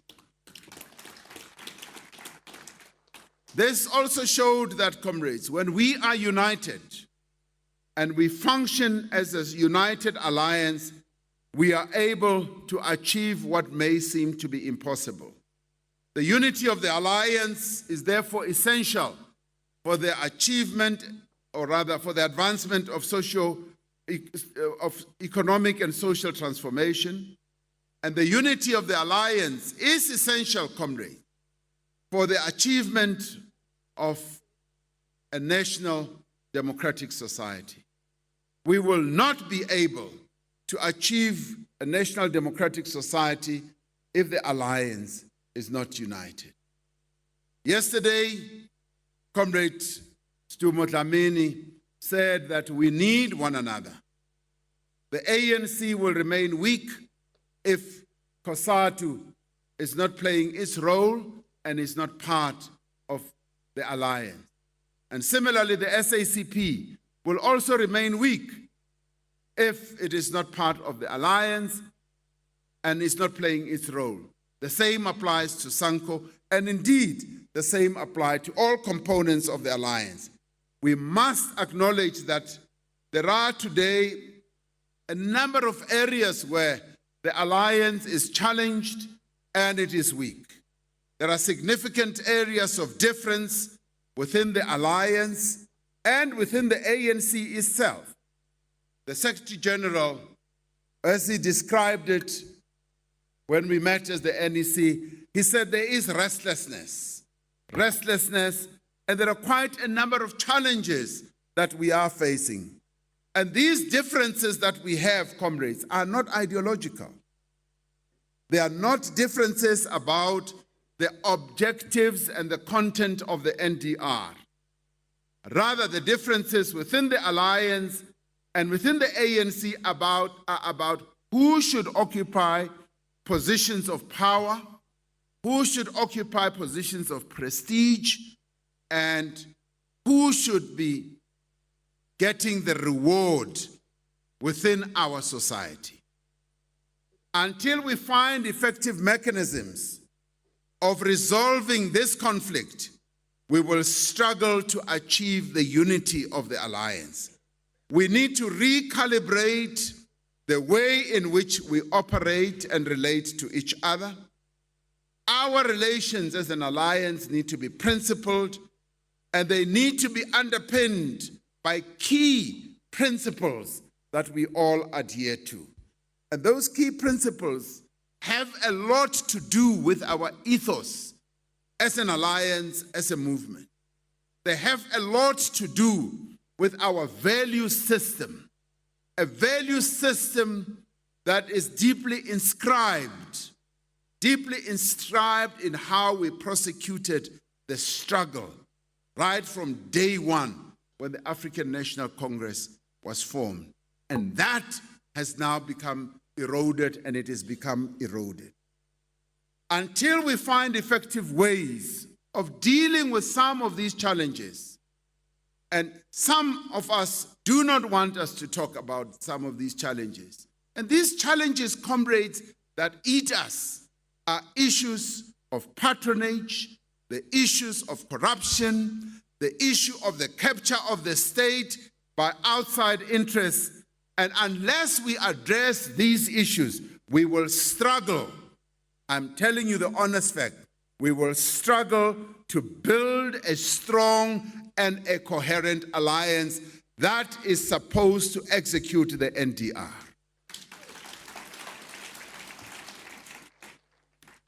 We should therefore, as we talk about these issues, particularly the one issue that has been the elephant, the big elephant in our room, which is state capture.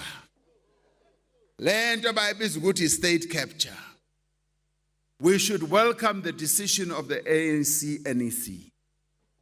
This matter was discussed, and the Secretary General yesterday, in his announcement, announced the decision of the NEC over the weekend about its support for the establishment of a judicial inquiry into allegations of state capture. This decision, comrades, is an important decision. And the African National Congress wants this decision to be implemented. It does not want this decision to be put at the bottom of the cupboard. It must be implemented because this state capture issue is busy eating the African National Congress away. Iyaslimaza lento ye state capture. To prevent these stories that we keep hearing about this and that, Nama email which Comrade Blade spoke about yesterday, and all these things, kwangathi wafundile lama email Comrade Blade, uyafunda yena.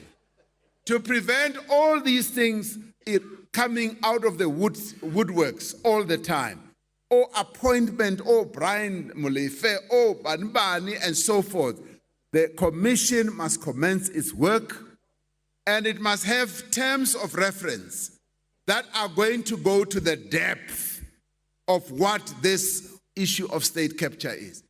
And one of the reasons why I supported this decision, comrade, is because we want people to clear their names. We want the truth to free us. We want the African National Congress to return to its core business. The ANC must go back to what it was formed for. We must stop fighting side struggles and fighting one another, because lento iyasluisa. We are fighting amongst ourselves. We are fighting for positions. We are fighting for resources. All these things are happening because of this elephant in the room. Now, the decision that was taken, the reason I'm telling you, the SG announced it yesterday, is to say, let us welcome this decision that was taken, and hope and pray and trust that this decision is indeed going to be implemented. Ukuthi, that commission must be established. Noma kanjani. Now, it is also important that the terms of reference of this commission should allow for a thorough, in-depth investigation of the extent of undue influence from whatever quarter, on the institutions of the state. Because, comrades, one of the things that we pride ourselves with is that our democracy in 1994 yielded our democracy, our dignity, our freedom, but it also established institutions that are supposed to guard our democracy, to advance our NDR, to give us the instruments and the wherewithal to advance the interests of our people. Now, if these institutions are under attack, if these institutions are being compromised by other interests other than those that we know, then the revolution is in trouble. And it is for this reason that we support that this must happen, and it must happen as quickly as possible. The workers of this country are correct to be concerned about the ongoing revelations of state capture. They are correct to be concerned about the apparent extent to which it has infected the state and indeed the liberation movement. You as workers you are correct to be concerned about this. COSATU in particular does need to take the lead in identifying instances of state capture, because quite a bit of the information, many of you, particularly those who work in state-owned enterprises and departments, you will know what has been happening. So you are being invited to come forward and say what has been happening in your ranks.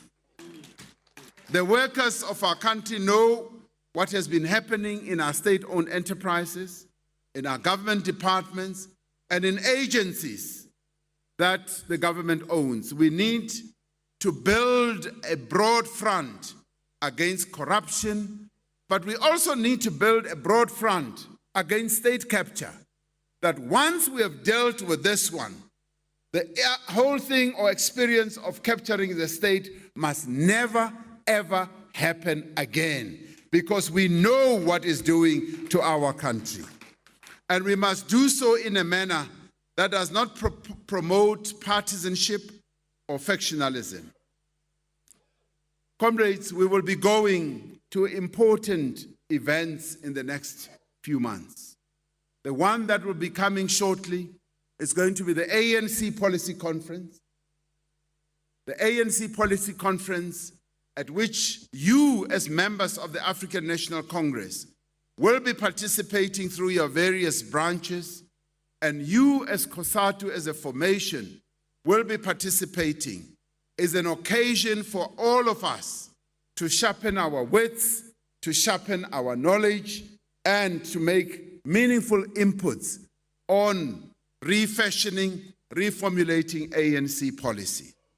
This is an important event, and we must focus on that. We must make sure that we do go into depth to understand precisely what those proposals are.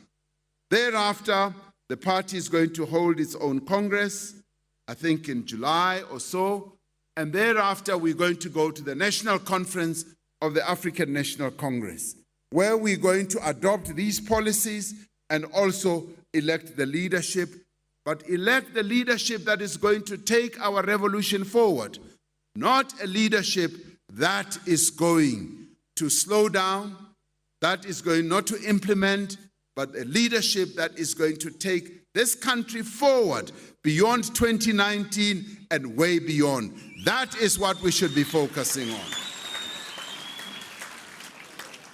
And comrades, beyond that, we now need to focus on 2019. The election campaign for 2019 must be regarded as having started in earnest. The opposition, comrades, is already sharpening its weapons for 2019. They've already started looking beyond the ANC conference. They are now looking at 2019. And we now need to wake up and look at everything that we do, everything that we craft, everything that we say, and look at it with the eye on 2019. So that in 2019, this alliance must win the elections decisively, so that we are way above that 65 or 70%. That is what it is required.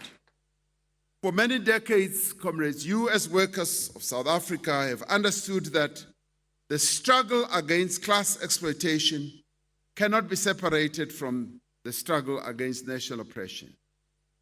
You have been an integral part of the alliance, a leading force in the struggle for national democratic society. Now is the time to strengthen the voice of the alliance. You must be able, because you see, there are some thoughts, why, Nina, as COSATU, are you so concerned about what happens not only in the alliance, but in the ANC? The ANC is your ANC. It belongs to you. This is your movement. You are members of the African National Congress. So nothing should stop you. Nothing should stop you, because you belong to branches. You are members of branches at the grassroots level. That I know for a fact because I've met a number of you there in the branches of the ANC. So, yes, national matters do concern you. But similarly, we should be concerned, all of us, about what is happening in our various homes. If I am a next door neighbor and there's a fire there, I must be concerned about that fire, because if I don't stop that fire, it is going to come to me. So you must be concerned about what is happening in the African National Congress. Similarly, if we are neighbors, and indeed we are neighbors, not physically, no Comrade Blade, but we are neighbors as he's the leader of the SACP. If there are things that are happening in the SACP that are going to set the SACP on fire and the SACP burns down, we as the African National Congress must be concerned about what is happening in the SAC, because we are neighbors. Otherwise, sawufa sonke, sichele sonke endlini. So you have a responsibility, yes, to be concerned. But you must also be able to speak out. You must also have the courage to speak out. You must jealously guard the unity, the integrity, and the effectiveness of our alliance. And you must assert your role as a strategic partner of this alliance. We are equal partners in this alliance. We are equal partners. But the alliance is led by the ANC. Everybody agrees to that. And being equal partners means that nobody's voice must be muzzled. Nobody must be told to shut up. We are all entitled to speak and to voice our concerns. You must therefore, COSATU, reclaim your right to be consulted.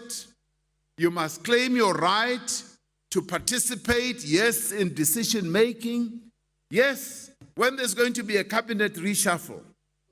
OSG explained it. This is a Polokwane resolution. There needs to be consultation. And the consultation, it must also move beyond the structures of the ANC and get into the structures of the alliance. The SACP must be consulted, SANCO must be consulted, and indeed COSATU. Planning a consultwanga, it means Ugoti, you are not an equal strategic partner. That is how we should be relating to yourselves. Understand that to remain silent on these matters is going to be a betrayal of the struggle. You have never been silent on anything. Stand by your demands to be honest, to be an ethical organization, but stand by your demands that we need to have honest, capable, and ethical leaders who are going to lead our alliance. As we work to build COSATU to strengthen the alliance, let us live and act according to the words of Amilcar Cabral, who said, always bear in mind that the people are not fighting for ideas, particularly ideas in your head. They are fighting for things. They are not fighting for those things in your head. They are fighting to win material benefit, to live better and in peace, to see their lives going forward, to guarantee the future of their children. Every responsible member must have the courage of his responsibilities, exacting from others a proper respect for his work and properly respecting the work of others. Hide nothing, he continues, from the masses of our people. Expose lies whenever they are told. Mask no difficulties. Mask no mistakes. Mask no failures. and claim no easy victories. But more importantly, do not tell lies.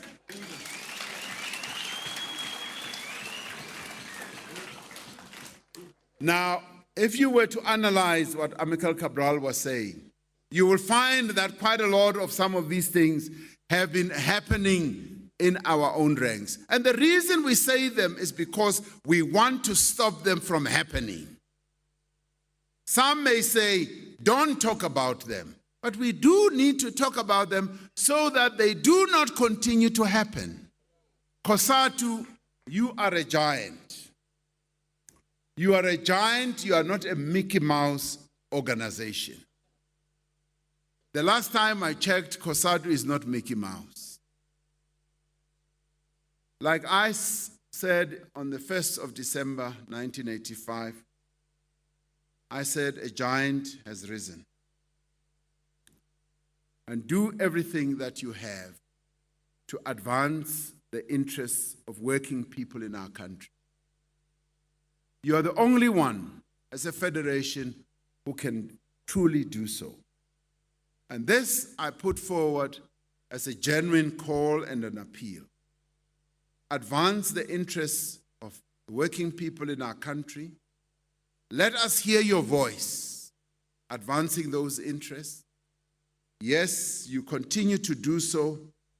Our country and our people expect you to be the giant that history has decreed that you are going to be. It is time for COSATU to rise. COSATU must rise. COSATU must grow. And COSATU must lead. Rise, COSATU, rise. Grow, COSATU, grow. Rise, COSATU, rise. Grow, COSATU, grow. Mandla. Thank you, comrades.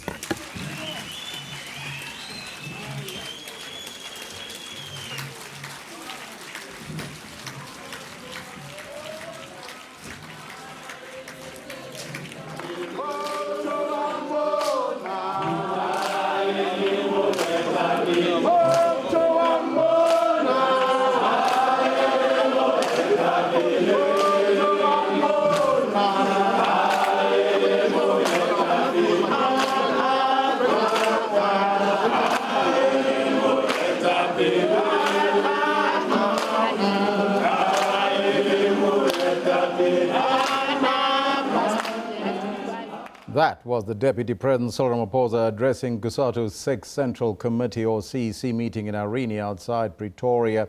As you can recall yesterday, that meeting was dominated by the ANC succession debate with both COSATU and the SACP calling on the President Jacob Zuma to step down and of course for Ramaphosa to take over the reins after the governing party's elective congress in December.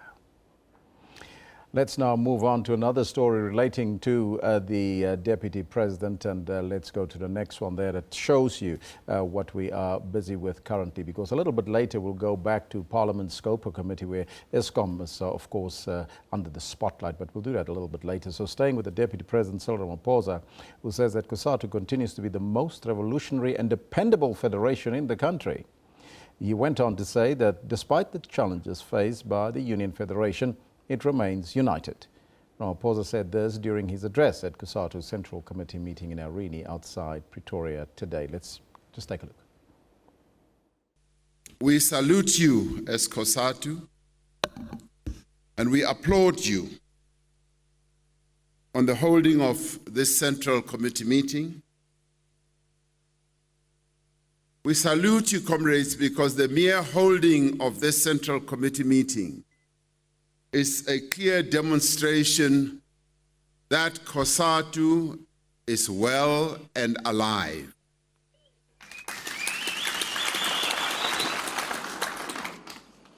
There are quite a number of doomsayers in our country, unfortunately some in our own ranks, who've held the view that COSATU has become weakened and COSATU's days are numbered, in the light of the other federations that are being formed. Many of us do not believe that there is any truth in those statements because COSATU, in our view, as we see it, continues to be strong. And even as I came in, the first deputy president of COSATU said, "ICOSATU ileya awiyaziyo, ICOSATU eyakudala."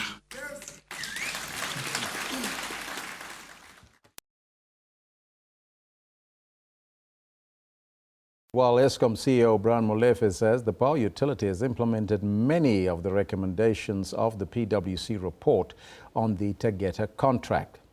He was answering questions before Scopa on the Tegeta contract as well as the PwC report, and Molefe admitted that there were mistakes that was created by Escom management that was contained in the PwC report, but many of those have been sorted out. So, as I said earlier, Chair, there were 48 issues, and we addressed all of them. And by the time we asked PwC to come back and check if all these matters have been addressed, there were 9 remaining. And since then, 6 have been addressed, and there are only 3 that are remaining. So we acknowledge all of the things that are in the first PwC report, that there were problems that were identified as a result of management action of engaging PwC to help us identify these shortcomings. And these shortcomings have been addressed. But all of these things happened between 2013 and 2015 when the contract was signed.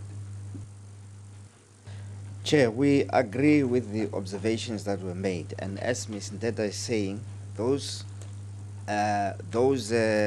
issues relate to the point where the contract was being negotiated between 2013 and 2015, March 2015 when the contract was signed. And she has said that at the time it was not a requirement. So what the PwC report did is that it pointed out these things that you are now talking about, and we have since fixed them. So it is no longer the case that the declaration of interest are not done and that all the issues that you're referring to are not adhered to. So we agree with we agreed in 2015 with the PwC report and their recommendations, and we have since made sure that these things do not get repeated again in Escom. And these are the things that happened between 2013 and 2015 during the negotiation phase of the contract. While the Escom board chairperson, Dr. Ben Ngubane, was asked to explain the issue of non-competitiveness when it comes to contract bidding at Escom. Ngubane said that the current board has implemented competitive bidding at Escom. However, he said that the implementation of this competitive bidding has its challenges. In 2008, the Escom board enacted a mandate for sole buyer, sole signatory in cases of emergency coal supplies. There was no competitive bidding in instances where there was immediate need or Just a emergency. minute. Oh, sorry. Oh, sorry. Okay. All right. So there was non-competitive bidding has been the hallmark of Escom in terms of short-term contracts, sanctioned by the board 2008. Now, arising from all these evaluations, we changed that. This board changed that and said there will be a request for proposals that are in the market. And this, of course, obviously, very extreme circumstances happen. But the consequence of that, Chairperson, is that right now, 4 stations stand at risk of load shedding because we have not secured the millions of tons of stockpile that we need when we go to winter. That is the situation. But we changed it, but the consequences may not be very, very good for the country. Chair, if I can just add, clarify. Okay. Since Escom was established, we've been operating on cost-plus mines. The current cost-plus mines that are there in Escom, over the last 5 years, we've spent 74.5 billion. Those original contracts did not have competitive bids. Escom has never had a culture of doing competitive bids. It is something that we have just introduced. And those companies that happen to be white-owned companies acquired, they are doing business with Escom. Over the last 5 years, it was 74 billion, and there were no competitive bids. And so in 2008, this issue of the emergency supplies was also introduced, and we have just changed it. Our idea is to move away. We have got an instruction from the minister to stop doing cost-plus mines and to introduce black economic empowerment and competitive bids. This is things that we are now beginning to change in the last 2 to 3 years. Well, Escom under the spotlight today at Scopa. We'll bring you an update on that just after the break. We're going to go there live. Stay tuned.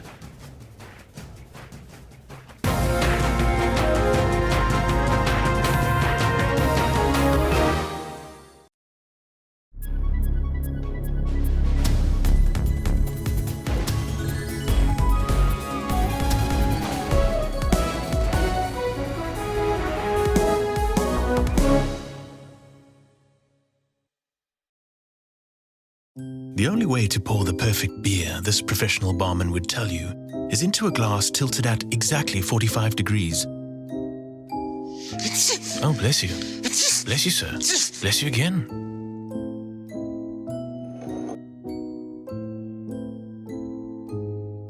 Well, we'd say the perfect way to pour a beer is at this angle, straight into your mouth.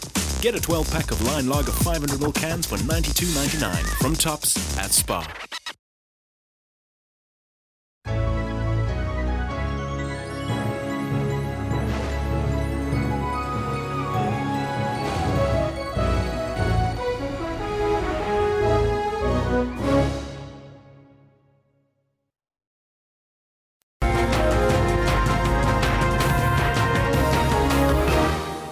Now, as promised, Escom is currently appearing before Scopa to explain its contract with the Gupta link company Tegeta. Now, let's go there live. Contracts so that we can then include supply. I think, ma'am, all she needed to say is I correct. agree with the Yes. findings, Sorry. and we have made the necessary adjustments, because all these other explanations do not change the finding, and they don't challenge the finding. We agree with the finding on the letter. But I must caution, that guidance from the chairperson is not original. I want to hear the the views of Escom after PwC has highlighted this. That's a shortcut to nowhere. I just want to caution you about that. I've asked the question, not him, but it's a shortcut to nowhere. Because I want to know that how does originally in your own contract, how did you allow such a situation where PwC becomes the one that makes the observation, and then you yourselves only respond to PwC, but it seems as if you have never thought about black empowerment. It's not in your contract. It's all I wanted to, that's my first interest. And why must suppliers wait and be told by you, please bring the certificate? Yes. After you have already made your point. I thought that the laws of this country are quite obvious. Unless Sol is not doing his job properly, to say, how do you write up a tender? And these are the expectations in the tender. But this one seems to have got a nice preferential treatment. That's where we're trying to find out that, was it preferential for them to have been able to supply that certificate? Or are they also African? Maybe we are missing something there. Perhaps, Chair, if I can assist here, there were a lot of things that were wrong that were identified in the PwC report and in other internal audit reports. And I think the initial question of Mr. Boy of who was involved in this may become relevant, because then maybe what we should have reported on is, so the people that did all of these things that resulted in these findings, were there any disciplinary action against them? The people that did not follow the correct procedures, that did not, that resulted in 48 PwC findings? What was the consequence management? And I must confess that we have not looked very closely at consequence management, largely because quite a number of them, I believe, may not be at Escom, or we can go and follow up and see if there is any consequence management. But we have accepted the findings of PwC, and what we have done was to be constructive and fix everything and make sure that it does not happen again in the organization. Thank you. With due respect, sir, you see, we're not talking to ourselves. The public has been told quite a lot about this particular deal, and we're highlighting the problems with this particular one. The shortcut that we are suggesting says, let's put dust to everything and go to consequences. The question is, what type of human beings or people or professionals would write such a poor contract? And that poor contract cost the taxpayers about 4 billion. And then you expect us to just, put cement over it and forget about it. It can't be like that. It has to be explained so that even on the side of Scopa, it becomes important. We always tell you that we are interested in the detail. All these other things we are not interested. The detail is what is being provided. And that's where we want the answer. So that we can see if there are weaknesses within Escom and how do we address them, sir, you see. But if we plaster over it in our approach, we'll end up not knowing what we should be writing as a resolution. Should we improve Escom's capabilities or not, you see. But if you want a shortcut, it's really going to benefit you alone. Myself and the public are not going to know what has been going on in Escom. And we are interested to know if there was a negotiating team that did the procurement processes, how does that happen outside your own scope of how you explain yourself? These are details that are quite necessary. And that's why I'm saying we'd rather take each other and get an explanation than the shortcut and plastering that would want to be suggested. Consequences we'll discuss later, sir. I'm still on the one on the BEE. What happened here?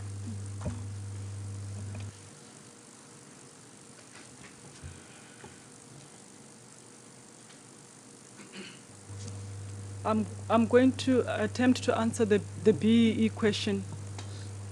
In terms of the BEE question, and if I incorrectly answer, you'll advise. Then the negotiations with the supplier were to ensure that they meet Escom's requirements for black economic empowerment, and quite specifically in the coal space, we aim to ensure that our suppliers are 51% black owned. So we negotiated with the supplier in terms of what steps are they going to take to get them to 50+1 share is what was negotiated. And as a result of that, the supplier was then requested to provide a letter with those steps to get them to a 50+1 black ownership. The finding from PwC indicated that requesting a letter from suppliers, from their supplier, we should actually put it into our coal supply agreements and not have a letter, which is the finding that is there. And we agree with that finding that we need to include it in our coal contracts going forward. Have I answered the question? You can proceed, ma'am. To the other questions. There are quite a lot. There was K, there's N, and the question of the team, if you recall, who were in the negotiating team. In terms of the other question came in terms of the updated coal supply strategy. So a coal supply strategy was tabled at our board. I apologize for not being able to give you the exact date. And at the time that the PwC team came through, they had requested the full extracts of the report, and we had provided with them the presentation that was given. So that is the coal supply strategy, and it talks to the overall transformational objectives of the supply of coal to Escom. With regards to the negotiations... Just there, ma'am. Sorry? You know, throughout your reporting, PwC complains about that you seem not to be knowing the dates, or you seem to be confusing dates. What happens within yourself and the board? Is that the dates are not, whoever writes minutes of your minutes or your work, doesn't he have knowledge of dates? Or is it just normal with you that you don't want to recognize dates? Because dates are very crucial because they tell us at which stage did you start these processes. As Honorable Khuno have shown, even though your prerequisite, also the dates were upside down. What is the problem with this dating? Because PwC talks a lot about the wrongness of your dates. What is the problem? If you can just give me a sense that you technically think dates are not important, or what is the problem? We agree with the findings of PwC on our records management, and that stems to the element of the dates. So PwC did come through and acknowledge that records management within the section needs to be vastly improved, because in obtaining information, it is obtained in different areas. And that is the result of why a lot of the findings come out in terms of with the dates of certain events because of our records management. All right, let's talk to the other issues. We almost at midday. Give us the G. Give us the G. No, it's K and N. I don't. Mr. Yeah, no. Look, and please, comrades, I want them to respond as concisely as they have been doing all along. Otherwise, it will be 1 o'clock before we even finish PwC and go to the packed questions. Yeah. Okay. I'm going to talk to the matter of item G. There is a standard template with standard terms and conditions of a coal supply agreement in place. What appears from here is that the templates weren't managed properly, so people could copy and paste and create a new contract. And there are certain sections in, as in all templates, that are supplier specific. That is how it was dealt with then. We've tightened up the system in terms of who has control over the original terms and conditions, and where we have version changes, we can document them now. So that's how we responded to this. All right. Just, you see, ma'am, it was copying and pasting of a contract that is costing us 4 billion. I mean, ma'am, you can't be talking like that to us and say, these are small peanuts, we just put them. It's 4 billion of taxpayers' money. And you put together a contract of a deal now called Tegeta that is in the public space that creates a lot of controversies. It meant that from the people who wrote the contract on day one, they are the ones who must take full responsibility, ma'am. You can't come and tell us, no, we have improved. The improvement happened after PwC has brought it to your attention that the thing that put your relationship together, called the contract, was copying and pasting. That's what it says. How do you do that? How do you come and go to the next partner? So it means that the capacities of Escom are a little bit of a problem. You can't copy and paste, ma'am, and give it to the next partner. And the next thing you expect Parliament or you expect our public to say, that 4 billion, let's accept that the people that we have employed don't know what they were doing. Is that what is happening there in Escom? You will note that one of the PwC recommendations... Let the board answer, ma'am, because you have not given me a proper... All right, okay, let's, yeah. I'll try and be very brief. Escom went through a terrible time. We all know that, it's history.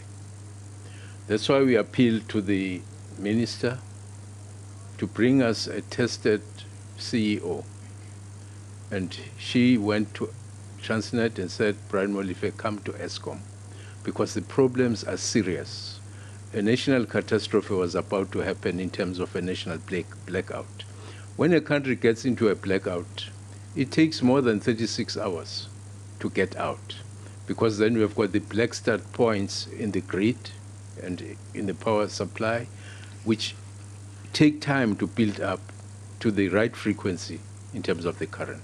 Once the current drops below 49 frequency, megahertz, you are in serious trouble.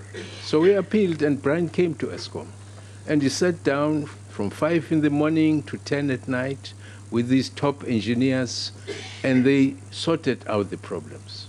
Right. What we are talking about is a period where there was real chaos and disorder at Escom.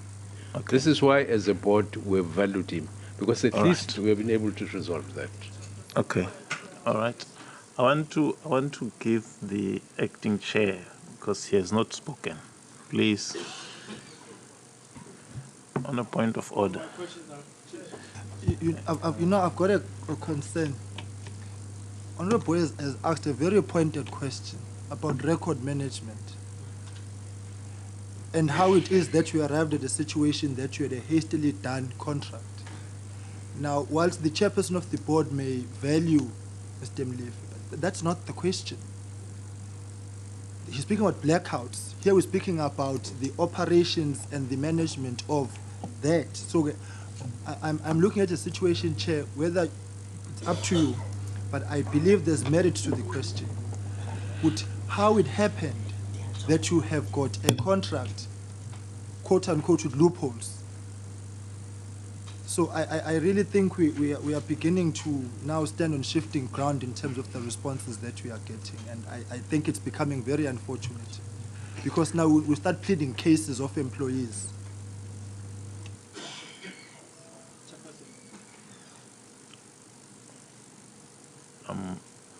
Kusafuna le question yakhe, the intervention yakhe.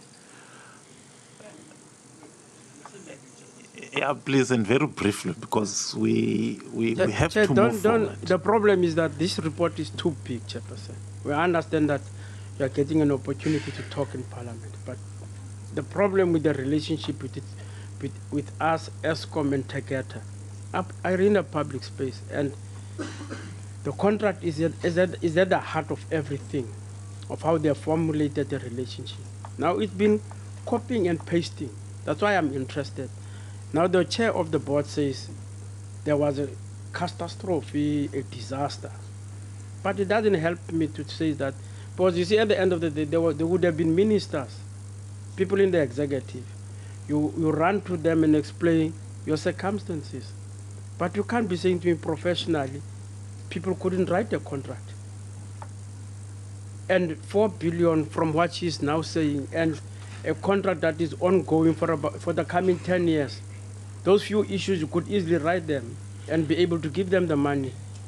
But PwC and what the CEO have said is that these issues were raised and they've been doing that from 48 to 39, all these things were being done. I thought that she's informed. She'll just easily say, no, when the problem came, this is what we did. But even Brian talks about consequences. The heart of the problem is the contract, Chairperson. And I'm interested in that contract. It was copied and pasted. Maybe they see Kodi, they put in Kodi, they see Nyami, they put. How can you write a contract of that nature at such a high cost, at such an institution of importance in our life? Well, I think the copying and pasting relates to all the other 3 contracts, not just the Tegeta one. So all the 4 contracts that were checked by PwC, they were all having cut and paste, which then raises the question about how contracts were done. But what the chairperson said, and you know, it's a pity because I'm sitting this side. When you answer, don't put a lot of spices because the point you're making gets lost. He said, before they went for Mr. Mlefi, there was chaos at Escom, which would explain some of these things that were happening. But when you add other things, then that point get lost. To say, yes, I agree, Escom had a problem. Things were not being done right. and stop there, so that the issues are, and the issue of document management, well, you raised it, he has raised it, I think Comrade Vincent, was it you or some, raised it. So we had document management as a problem. Then what? Then what? You know. So I'm just saying it is important that when we raise questions, they must not just lead to a gridlock. There was a problem with document management, then sit in. Because it was there, it was a problem.